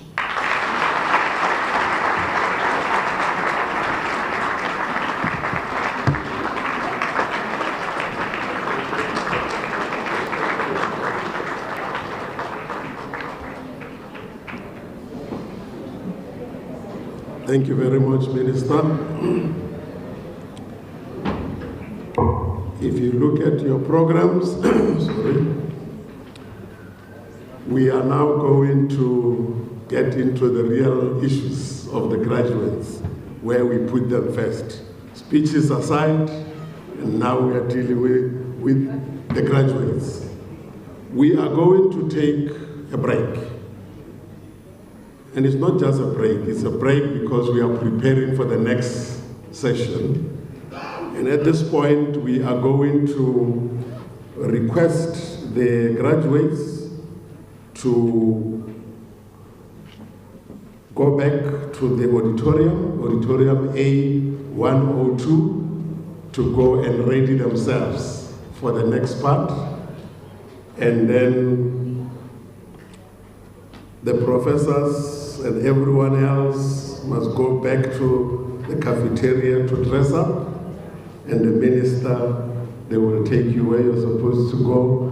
20 minutes, you had the minister, no African time. 20 minutes, we will be starting the next session. Can we all do that? The exact time is going to be, now it is 14:28. We are starting at 14:40. And then the journalists who wanted to do interviews, can you come forward and let us do the interviews now? Moloto, can you come down?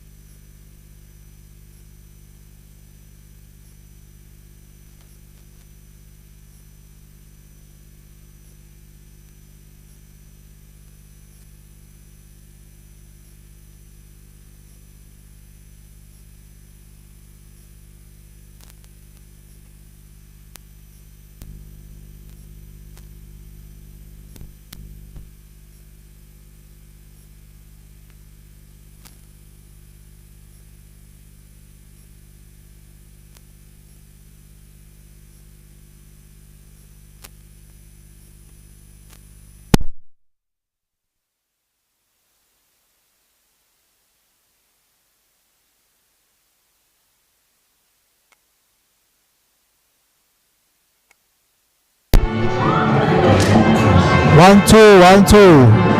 Loud and clear. Right, sharp.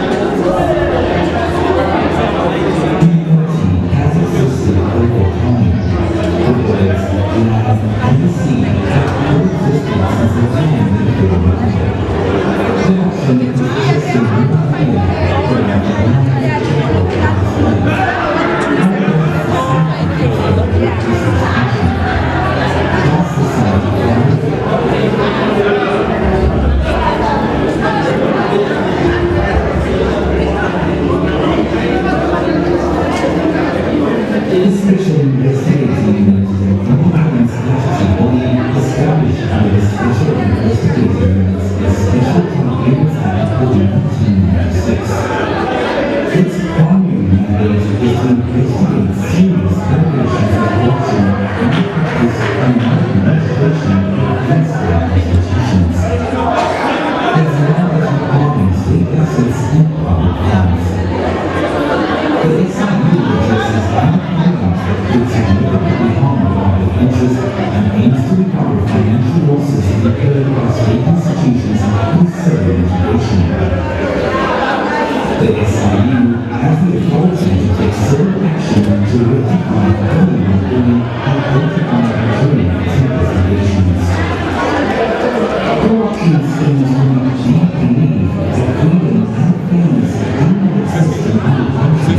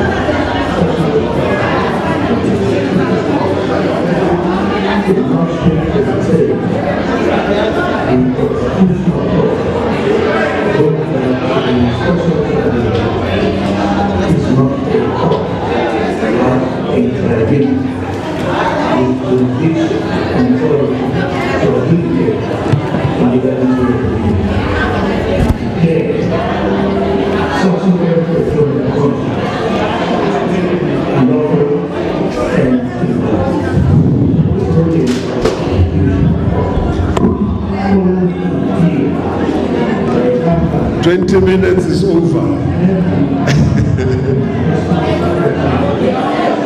20 minutes is over. We must start settling down. Those who are still outside, can you ask them to come back? 20 minutes is over. 20 minutes is over.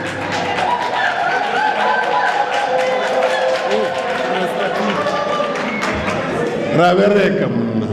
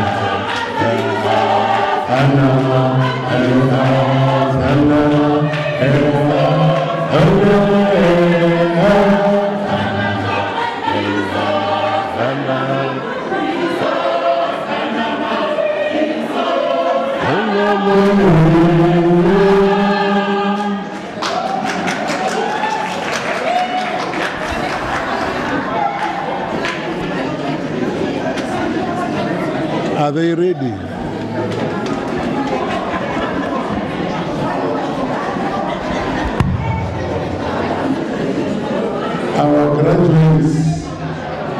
Our graduates, can we try and fill the lower part?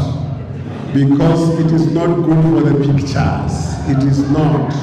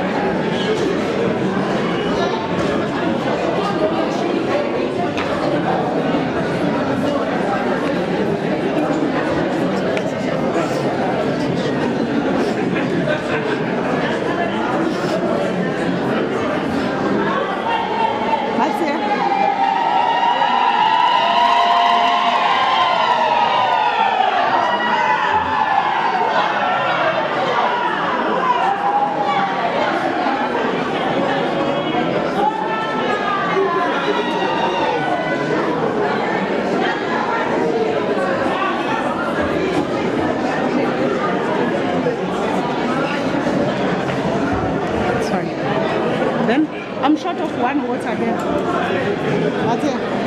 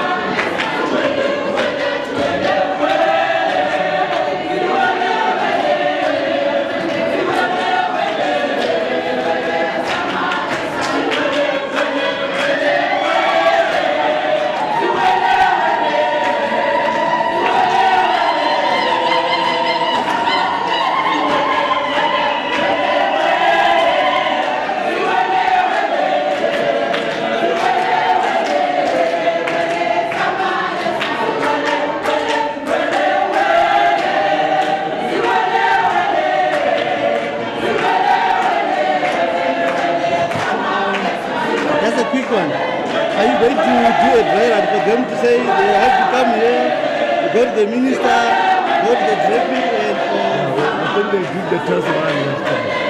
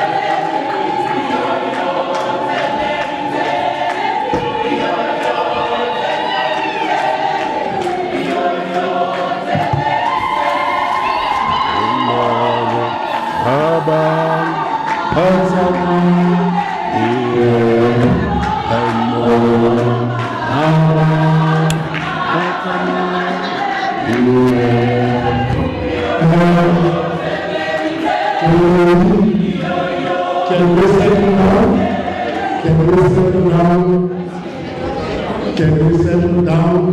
Because we want to continue.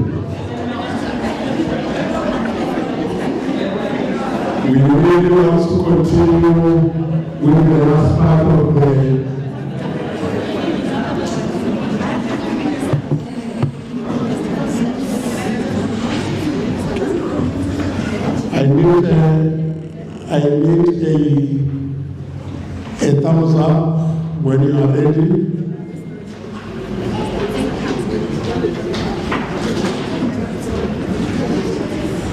They can come, are they here? Can we allow them to come in? Can we play their music for them to come in? Are you ready? Play.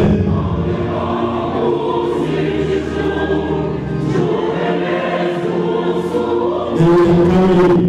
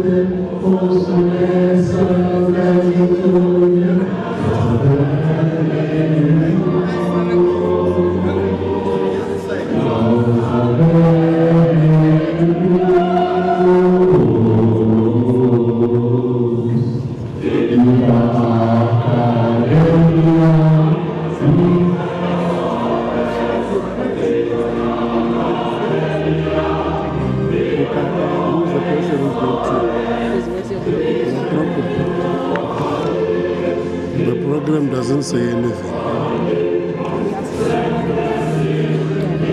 Is this a person?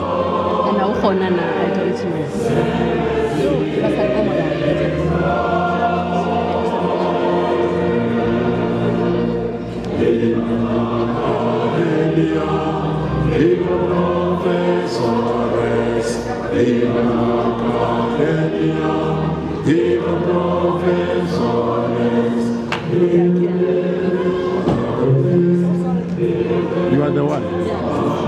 You are the one who's going to call it.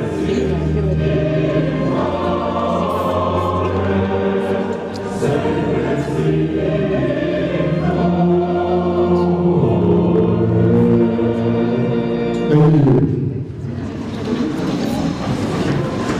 We have all visited. We have now come to the part of the program where we are going to do the graduation. But before we call Mary Philway, we now want to give the other talents to the head of human capital.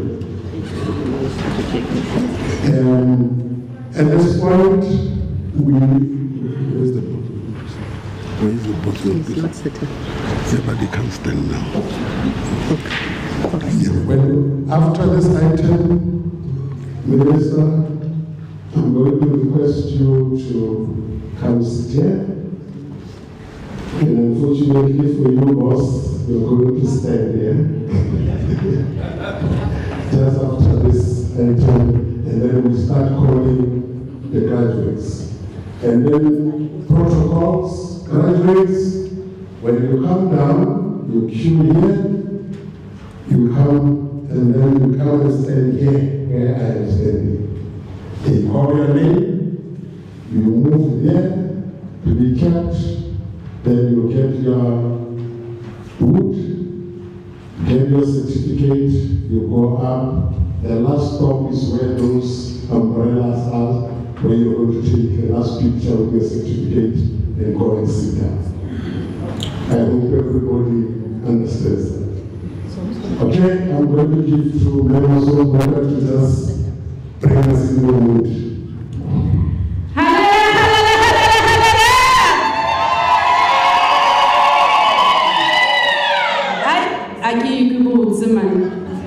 Gospel, you do it better. We're going to do anyone.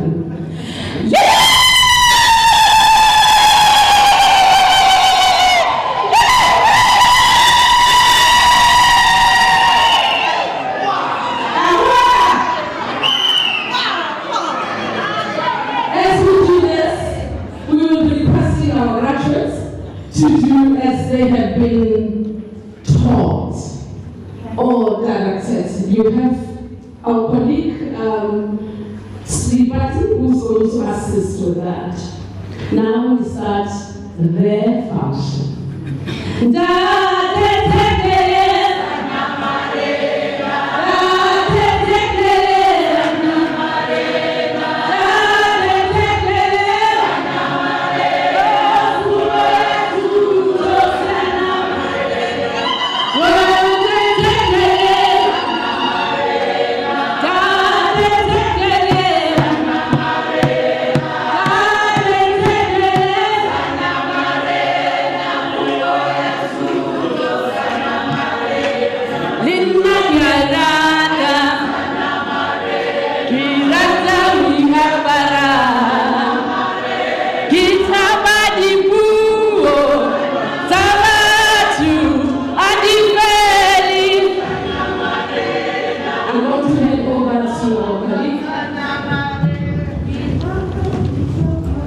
Thank you very much, and good afternoon, everybody.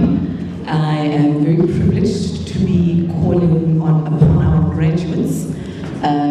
This ceremony is initially for you, so I'm very excited to be doing this. I would like to invite the room, colleagues, family, to please join us in loudly and proudly celebrating each graduate as we call them to the stage. The jubilation, the clapping, the shouting, let us celebrate each and every single one of our graduates. All right, I'm going to call upon our procession. If each person can please walk towards me.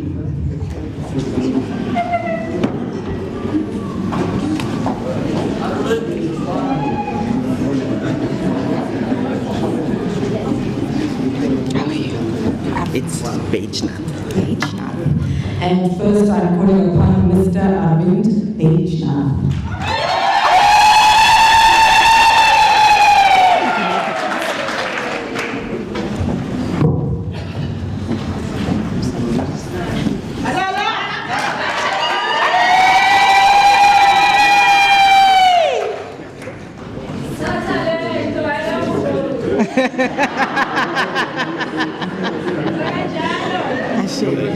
Ashe papa.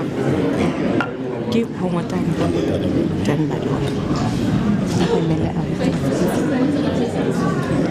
Let's face the flag.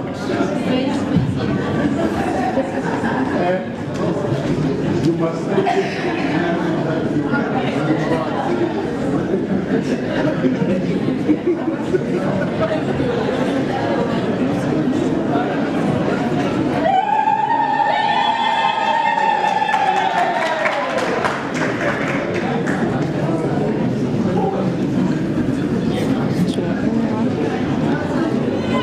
And up next we have Mr. Mutane Baloi.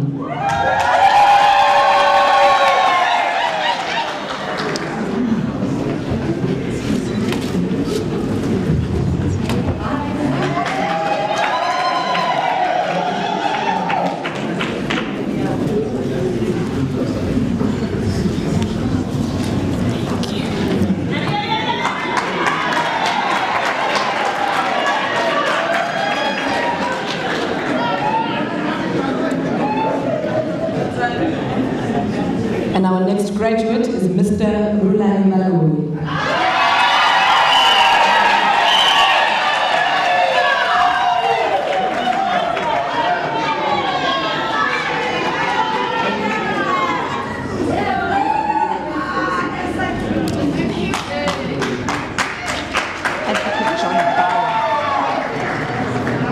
And up next, we've got Advocate John Bauer.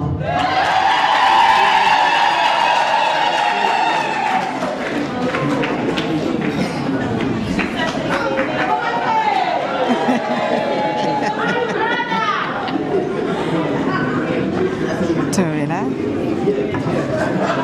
Zantisile baby.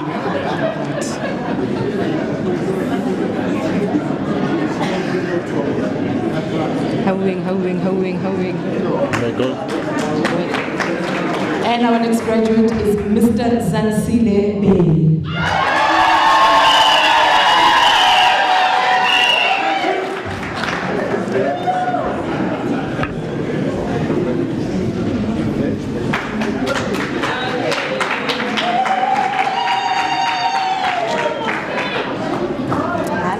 Aye. Ndwambi. Ngisho kanjani? Yeah, or you can call Paul. Paul Bulwana. And up next we have Paul Bulwana.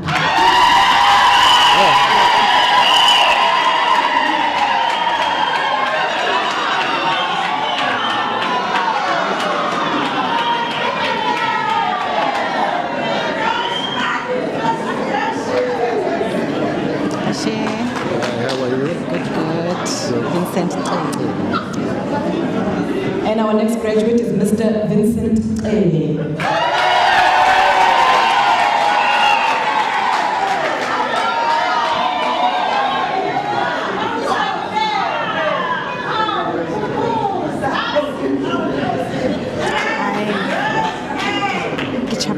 Chabad. They should be advocating. Yeah. And our next graduate is Advocate Tapelo Chabad.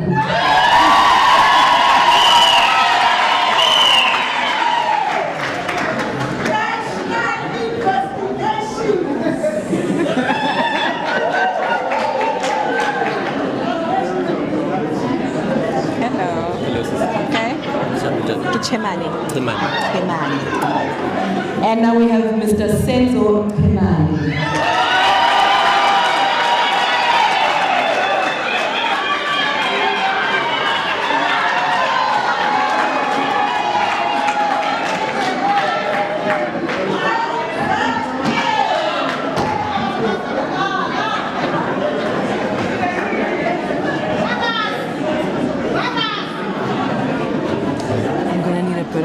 Rajendra Chunilal. And up next we have Mr. Rajendra Chunilal.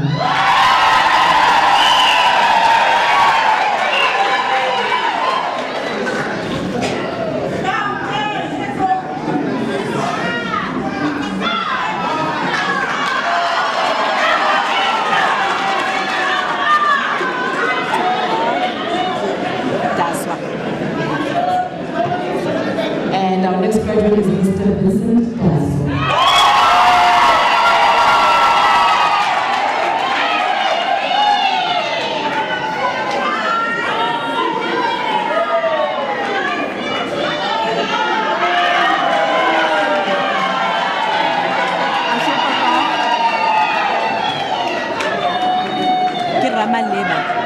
Ramaleba Dieta. Yeah. All right. And our next graduate is Mr. Ramaleba Dieta.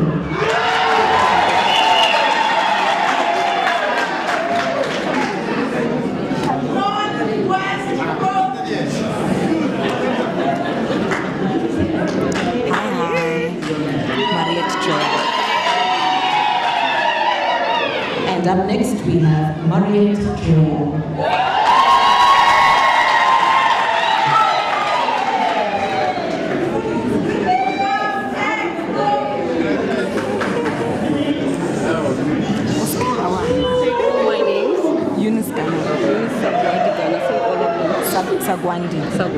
Sagwandi. And our next graduate is Miss Eunice Sagwandi.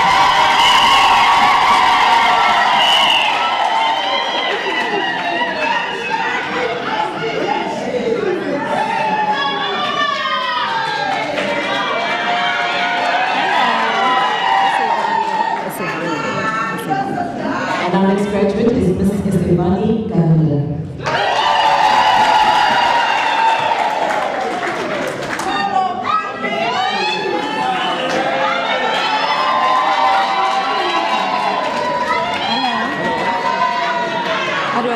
Vivian Governor. Can I say Vivian? Vivian. And up next is Mr. Vivian Governor.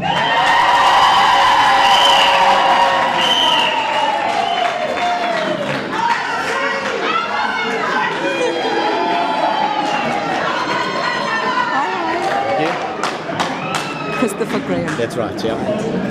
And our next graduate is Mr. Christopher Graham.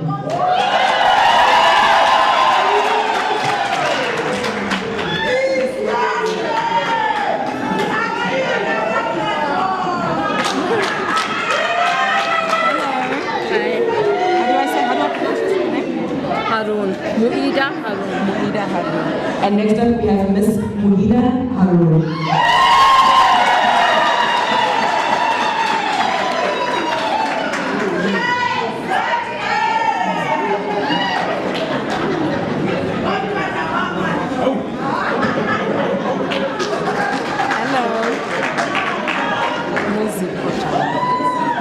And now we have Ms. Nosipo Jana.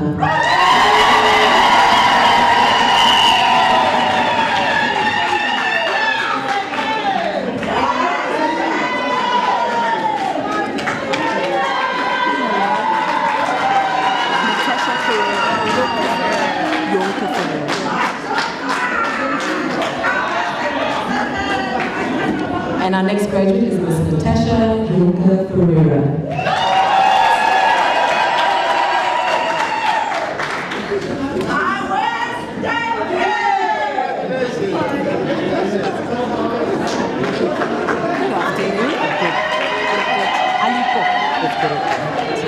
And our next graduate is Mr. Ali Ko.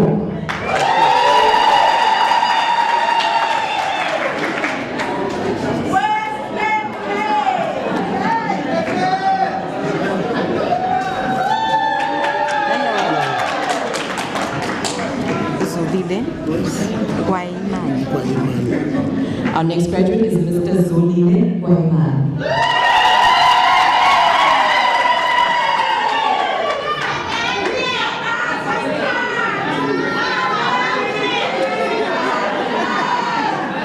Thank you.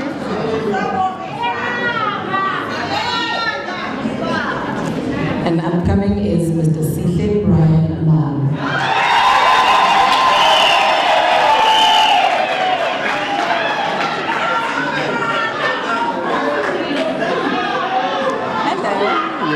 Good in yourself. Fantastic. And our next graduate is Mr. William James Lawrence.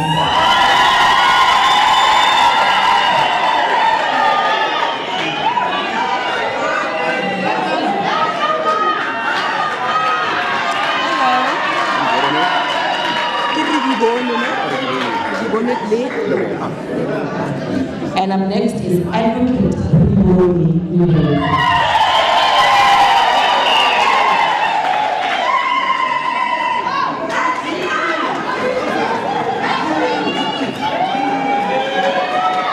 I see you're popular.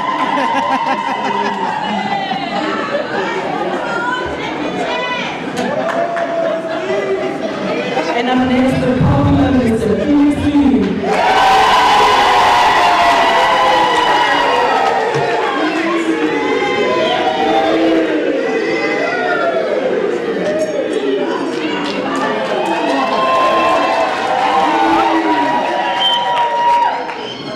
And up next, we've got Advocate Gift Mehara.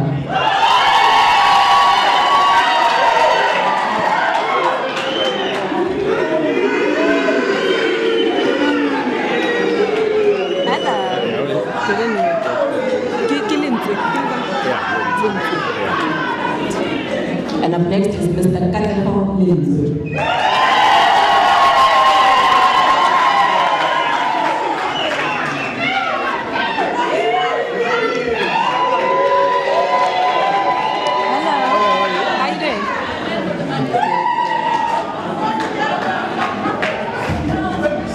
And our next graduate is Mr. Graham Lowe.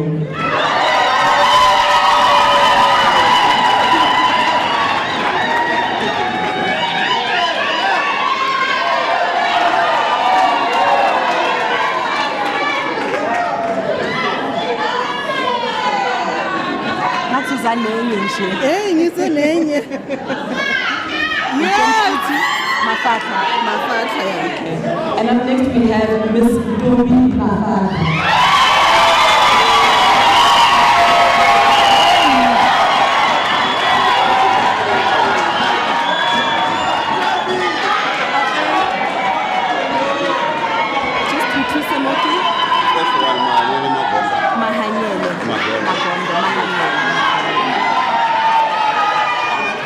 And up next we have Mr. Mahanyele Magondo.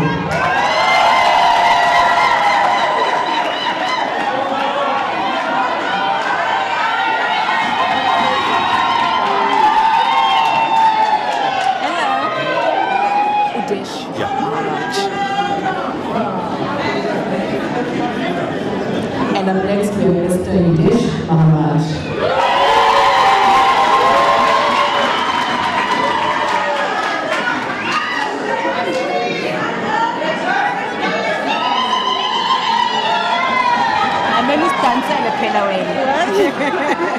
Bulelani Masarat. Yes, Masarat. And up next we have Ms. Bulelani Masarat.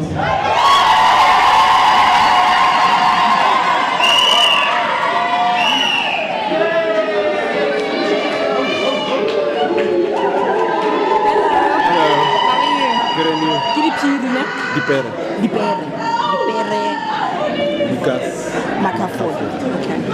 And up next we have Mr. Dipere Makafuri.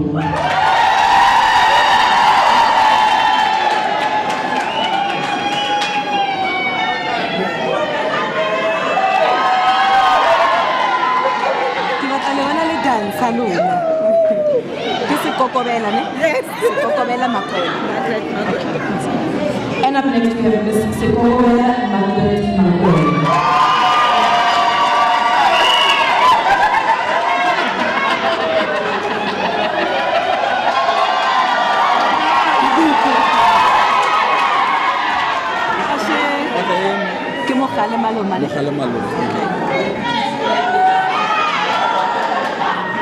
And up next we have Mr. Mohale Malolo.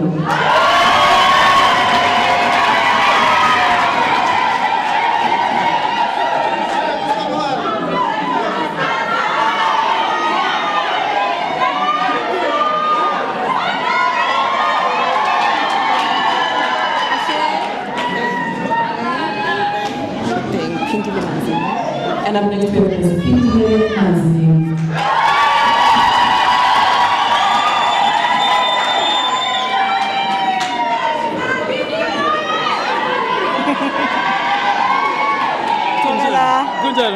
Mbuso Masel.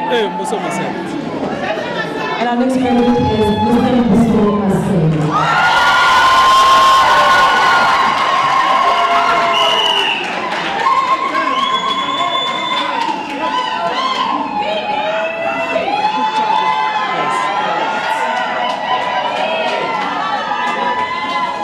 Our next prelude is Mr. Chabu Nasiye.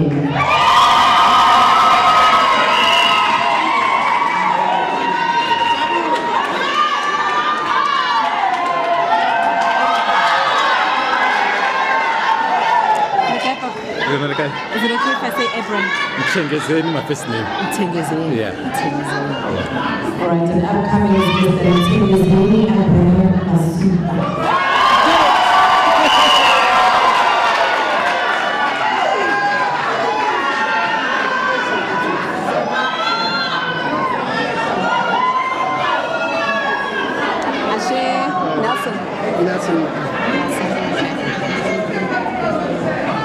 And up next we have Mr. Nelson Sodi Matao.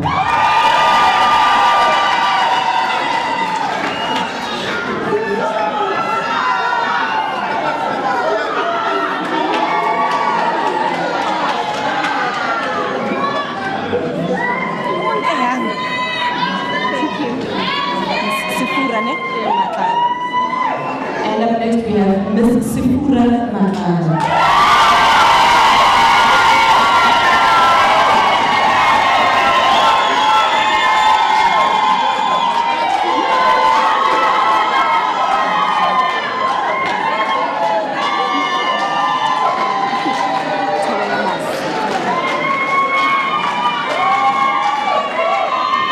And up next we have Victoria Mazi.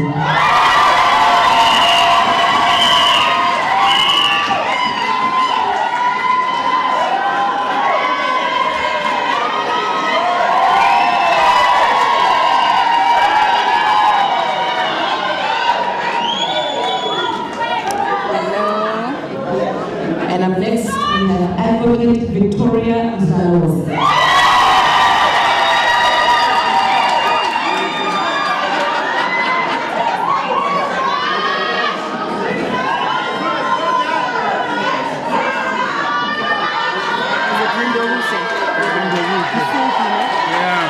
Just no your middle name. Okay. And up next we've got Mr. Lilonse.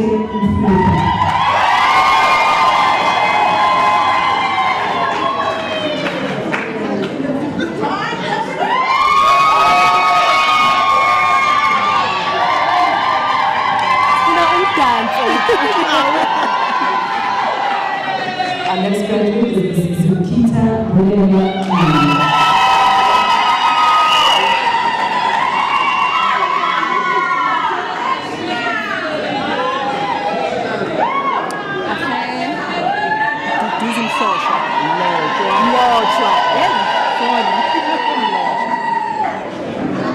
And up next we have Mr. Duduzi Lodge.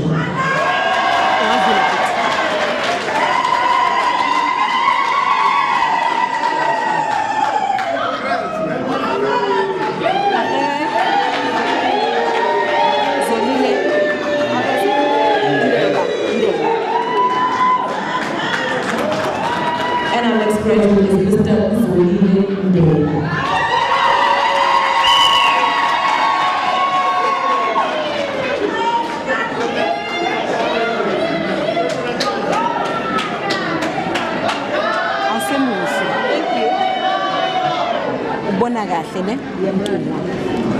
And up next is Miss Bonagahle Ntuma.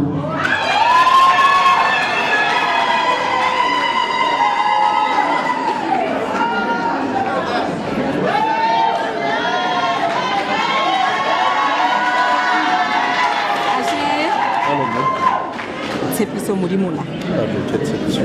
Oh, advocate Tshepiso Modimola. And up next we have Mr. Tshepiso or advocate Tshepiso Modimola.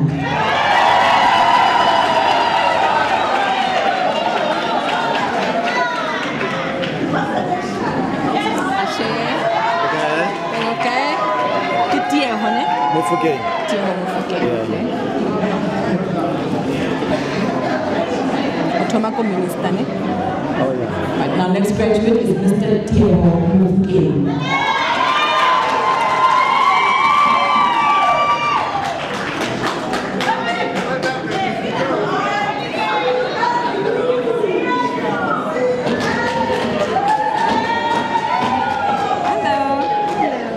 Felicia Mukhabi. Yes. And up next we have Miss Felicia Mukhabi.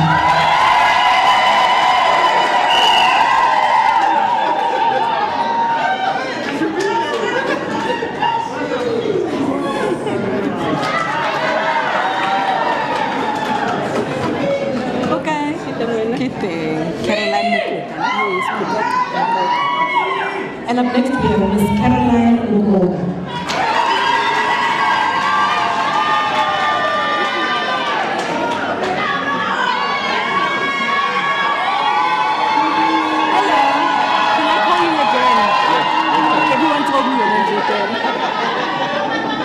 And up next we have Mr. William Murray.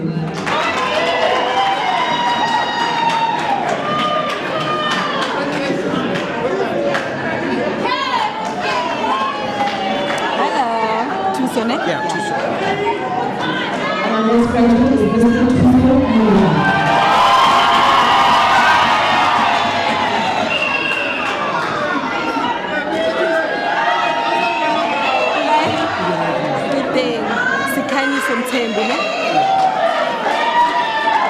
Advocate. Okay. And our next graduate is Mr. Sikanyi Somtebu.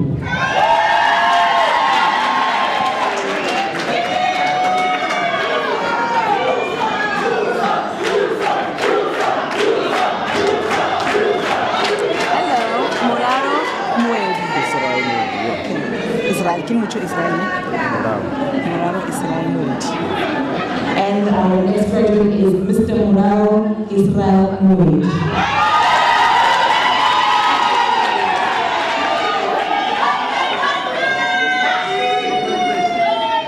Hello.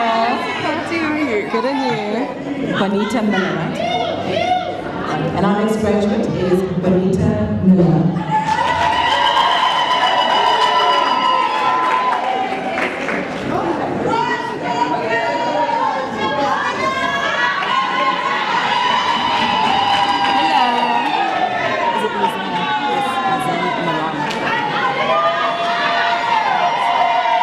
our next graduate is Ms. Lizanne Naran.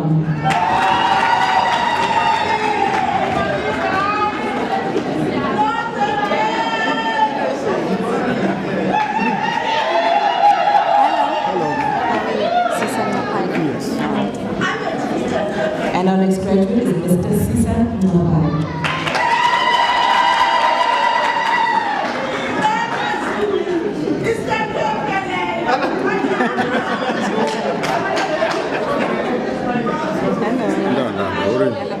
How do I say it? You can say Kenneth and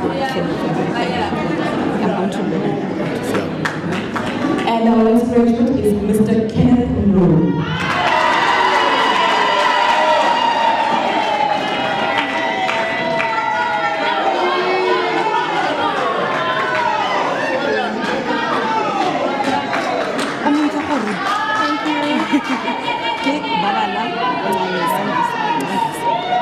And our next graduate is Barbara Nandisa.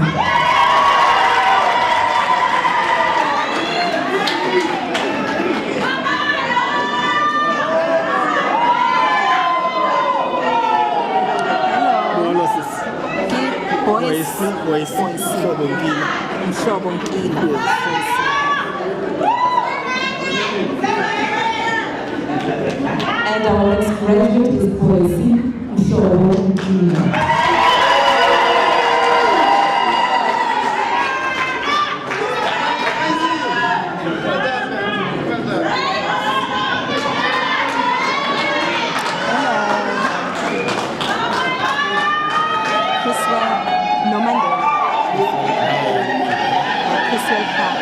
Our next graduate is Mr. Crystal Kaya Nomade.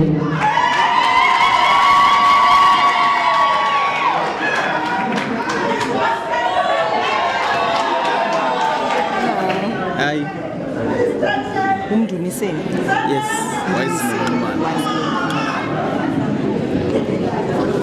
And our next graduate is Mr. Dumiseni Wazi.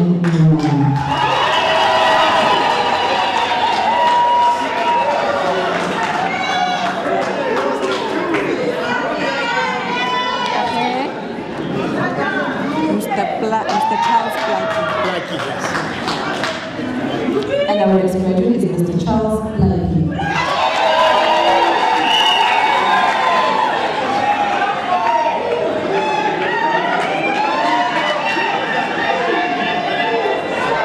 Hello.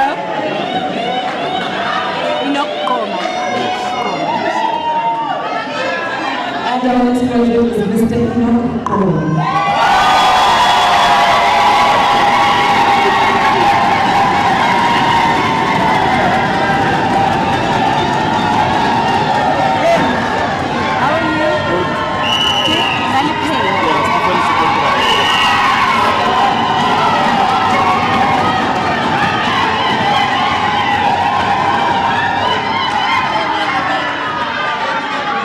And our next graduate is Mr. Stephen Ralph.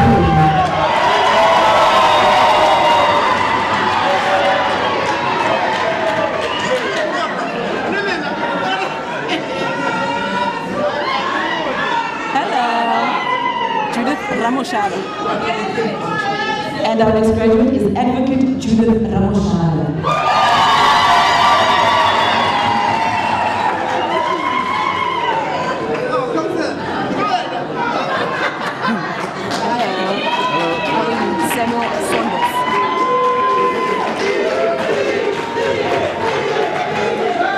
And our next graduate is Mr. Samuel Saunders.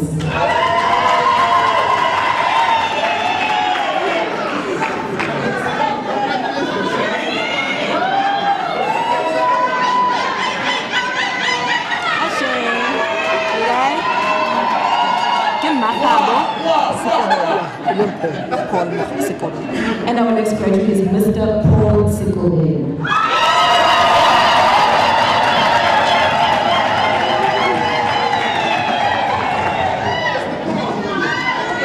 Thank you very much. How do I pronounce it? Sivakumari.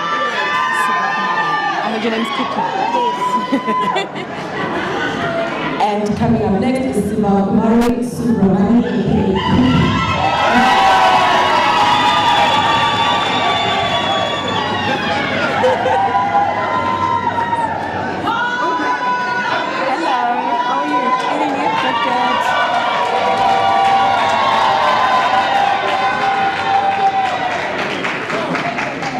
And our next graduate is Ms. Inga Sutherland.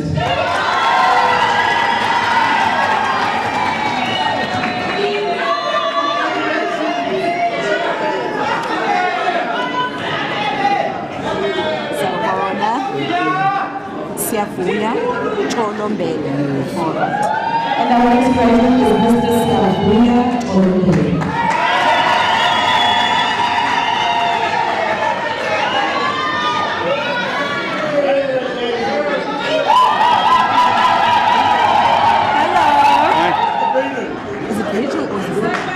Wiggle. Yeah. And up next is Mr. Henry Wiggle.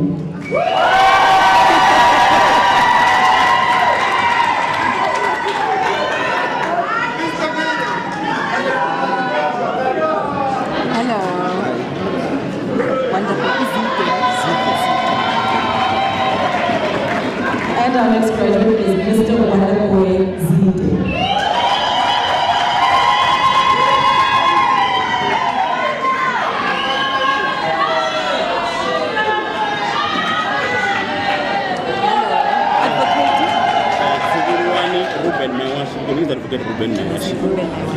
And our final graduate for today is Advocate. Not closing education.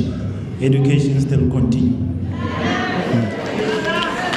As we come close to close this remarkable ceremony, let us take a moment to truly absorb what today signifies. This is not just the end of academic journey, it is the beginning of countless new ones to come. As you know, they say, if you don't have a PhD, you are a dropout. We thank the Minister for gracing this occasion. We really appreciate that you took time to be here, Minister, in your busy schedule. And most importantly, we want to thank Advocate UTV for your vision, for your inspiration, for your guidance, for your leadership, and all that you are doing for SIU. We really appreciate you. Yes. Let me also thank the organizer of this event, and we really appreciate the great effort they put into making sure that this event is what it is. Then, to our graduate, you have worked tirelessly, overcome challenges, and shown incredible resilience, especially in a world that continues to change rapidly. Today, you do not simply live with a paper, you live with a courage to face uncertainty, the curiosity to keep learning, and determination to shape your own future. To my colleagues present here, and to the families that came to witness this occasion, and to the friends here today, thank you for your support and encouragement and the sacrifice that you have helped our graduates to reach this moment. This is your achievement also. Why? Because this graduate missed a lot of deadlines because of the studies, and we applaud them. Most importantly, to Stellenbosch, I think I also deserve an award. Most of them, they did research on SIU, and they all interviewed me. So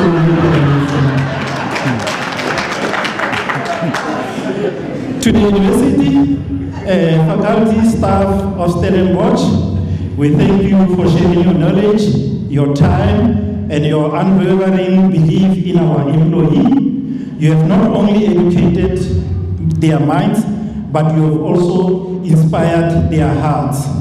As we move forward, let's remember, success is not measured only by titles or certificate, but by the impact we make on others.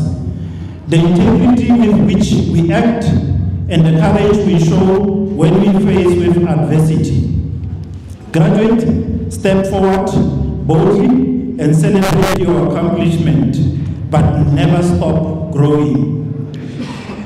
Also, let me let me also thank the signing of the MOU that happened today here and all the institutions that were involved, and we really appreciate partnership. As they always say that criminals don't sign MOU, they work together. Therefore, we need partnership.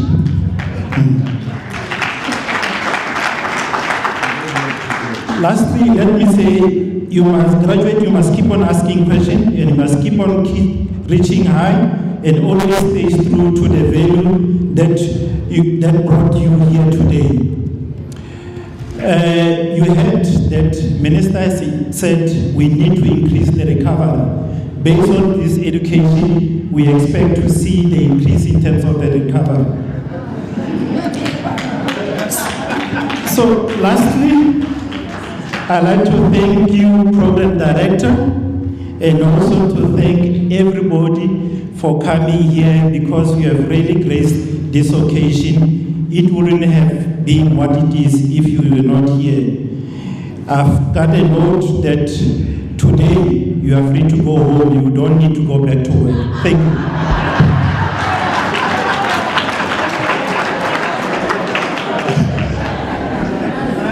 Thank you very much, CEO. We really appreciate it. Minister, I wanted to say this in your presence. The SIU is a people-intensive organization, and therefore it is important that we put a lot of investment on the people. And what we are witnessing here is purely that, to put the people first. When Advocate Kuti came here, I wasn't here, but I heard about it when I arrived, that he said, in that sequence, people, processes, and systems. And this is what is culminating today into what you see here. Because AI can come, but they cannot do the investigations. The people will do the investigations. Lastly, few announcements before we depart. When we leave here, I know the graduates, you're going to be taking pictures and whatever. You need to bring back some of the things you know what. We need to take them back. Okay? You know, I don't have to say. And then, when we leave here, we have prepared 2 areas for refreshments. The VIPs must just go one step up, and then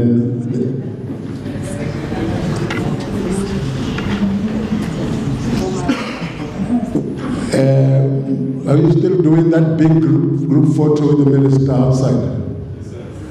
Where? Just with the stairs? Okay. When we all go out, the graduates will stand there to have that picture with the minister. All of you in one group picture. The other pictures were taken here. Therefore, we are comfortable with it. And then, I was just saying, the VIPs will go one step up for refreshments, and remaining people will go down, one down, and then the refreshments will be there. From my side, it has been a long day. I want to appreciate you for being good listeners. And I want to, like I always say, for those who believe that I've done well, go out there and tell other people that I've done well. For those that feel that I've trampled on their toes, bring the other side, and I will continue to do what I do best, trample on it. Thank you very much. I think we can now play that music again. Do you still have it? And then the procession goes out, and then we do a picture, and if the day is over. Please, when we all stand so that the procession can leave the room. Play the music.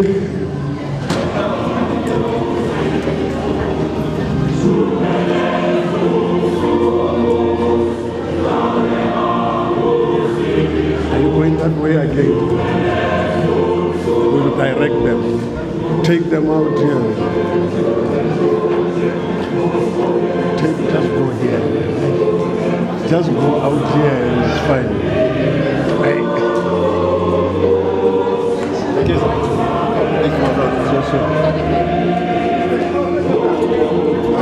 We want to sort cards. We are hungry.